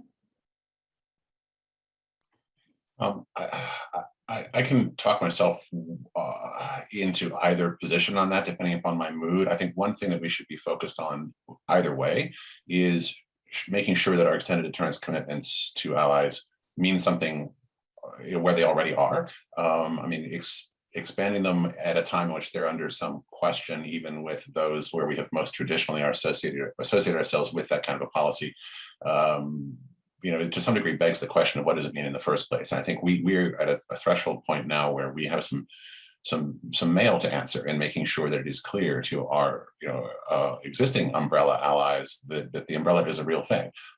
We need to make sure that our modernization program remains on track, that we don't do deterrence undermining unilateral things because it makes us feel good, even though it scares the crap out of our allies. We need a robust and flexible declaratory policy for those under whom it implicitly falls. There are some things, some homework we've got to do to make sure that our extended deterrence means what it needs to mean, wherever it is. And I think to some degree that's conceptually antecedent, even if it's not necessarily chronologically antecedent to trying to extend it to others. But frankly, if I were in Taipei, I would ask what it means and whether I can be confident that offers the kind of reassurance that I might want. So I think we do have some work to do, but it may be, as I say, conceptually prior to the idea of extension. I also suspect that if we really want to deter the PRC in Taiwan, there may be things that would be more effective than simply saying that we reserve at least the possibility of a response to an invasion scenario. We have a lot more I think we can do in making Taiwan indigestible to the PLA, either in terms of an actual invasion scenario itself or in terms of an utterly humiliating and bloody quagmire of occupation that they should have no desire to be involved in, and that might in fact raise legitimacy challenges for the CCP itself, given the way that they've lashed themselves to this sort of teleology of national reunification. I think there's probably stuff we can do in the short term that would have a more deterring effect against invasion scenarios than a declaratory policy modification at this point. Over. Thank you. Thank you. So Lynn, just on this, I guess, can you envision a scenario in which it would be possible to have a policy that seeks to reduce the role of nuclear weapons at the same time adds countries to a nuclear umbrella, or are those two things just irreconcilable? I'm sorry, reducing the role of nuclear weapons while So I'm sorry. While expanding the nuclear umbrella? Is that that sort of what- irreconcilable? You know, I mean, it seems like they would be. I mean, I actually think they're different questions. Mhm. You know, when reducing the role, in my view, is, you know, the circumstances under which you would contemplate use. And, you know, okay, that's a different question from extending formal alliances and the nuclear umbrella to other countries. In my view, I think obviously that's a the bar for that is and should be very high. And it really has to be thought through, like any national security major decision. What are the secondary, you know, tertiary, you know, consequences that are going to ensue from that, and where does that leave you in terms of your net security and that of the country you're trying to help protect? I'll just notice, without any you know, without any comment on my views on NATO enlargement, I was shocked by around 2008, when I was on Senate Armed Services Committee, that we had gotten to the point where that round of NATO enlargement, and I apologize, I can't remember which 3 countries it was, actually went through by like unanimous consent in the dark of night. And, you know, and yet if you asked Americans, do we realize, you know, that we're, you know, committed to defend those countries? I mean, you know, people don't understand that. My only point isn't not that we shouldn't do it, but that, you know, that commitment means a tremendous amount. And so any consideration of extending it, you know, deserves very, very careful consideration. Thank you. So we are really So close. Rebecca, can I Yes. a quick footnote on that? I just thinking about Taiwan, of course, and it bears pointing out, of course, that Taiwan is not threatened by PRC nuclear weapons, at least not directly. The nuclear related threat from a Taiwan perspective, I would imagine, is of conventional harm, such as invasion, facilitated by